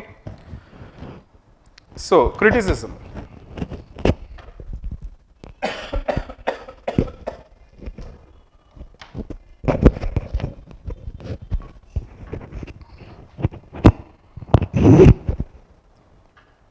So criticism చెప్పండి, judicial activism. Sometimes judicial activism will become judicial overreach. Very good. Against separation of powers. Okay, example చూడండి. Supreme Court banned liquor sale on highways. తెలుసు కదా ఇది. ఏమైంది లాస్ట్కి? ఎక్కడ పడితే అక్కడ బెల్ట్ షాపులు స్టార్ట్ అయినాయి, అదేంది లాస్ట్కి. మరి ఇప్పుడు వీళ్ళకి తెలియనప్పుడు వీళ్ళు ఎందుకు చేయడం? వాళ్ళు పాలసీ మేకర్సా జ్యుడిషియరీ? కాదు. వాళ్ళు ఎవరు? ఇంటర్ప్రిటర్స్. అంతే, లాని ఇంటర్ప్రిట్ చేసి జడ్జ్మెంట్ ఇవ్వాలి. నువ్వు లా చేయడం ఏంటి? అది పార్లమెంట్ చేసే పని కదా. సో ఏమైంది, ఇంకా మొత్తం బెల్ట్ షాప్లు అది ఇది, ఇంకా వర్స్ట్ అయిపోయిన సిచ్యువేషన్ ఇంత ముందు కంటే. దీన్ని మనం జ్యుడిషియల్ ఓవర్ రీచ్ అనొచ్చు, లేదంటే జ్యుడిషియల్ అడ్వెంచరిజం అనొచ్చు. అంటే జ్యుడిషియల్ అడ్వెంచర్ చేస్తుంది, దాని పని కాంది అది చేస్తుంది అన్నమాట బేసికలీ. ఓకేనా? So enacting legislation is not the work of judiciary. ఎందుకంటే judiciary does not enjoy the will of the people. Who enjoys the will of the people? Parliament. ఓకేనా? మీరు వేరే ఏ ఎగ్జాంపుల్ అయినా తీసుకోవచ్చు జ్యుడిషియల్ ఓవర్ రీచ్కి. జ్యుడిషియల్ రివ్యూ ఒక కాన్స్టిట్యూషనల్ ప్రొవిజన్స్. ఓకేనా? First I defined what is judicial review, మీరు కూడా చేసుకోవచ్చు అది. దాని తర్వాత కాన్స్టిట్యూషనల్ ప్రొవిజన్స్. ఎక్కడైనా డైరెక్ట్గా రాసిందా మనకి జ్యుడిషియల్ రివ్యూ గురించి? కాన్స్టిట్యూషన్ ఎక్కడ కూడా రాసలేదు, బట్ ఇండైరెక్ట్గా చాలా ఆర్టికల్స్ ఉన్నాయి మనకి. ఓకేనా? So these are the articles. Article 13 declares that any law which violates fundamental rights shall be void. ఎవరు వాయిడ్ చేస్తారు దాన్ని? సుప్రీం కోర్ట్ వాయిడ్ చేస్తుంది. Articles 32 and 226 entrust the roles of protector and guarantor of fundamental rights to Supreme Court and High Court. ఓకేనా? So ఇట్లా loss ఉన్నాయి మనకి.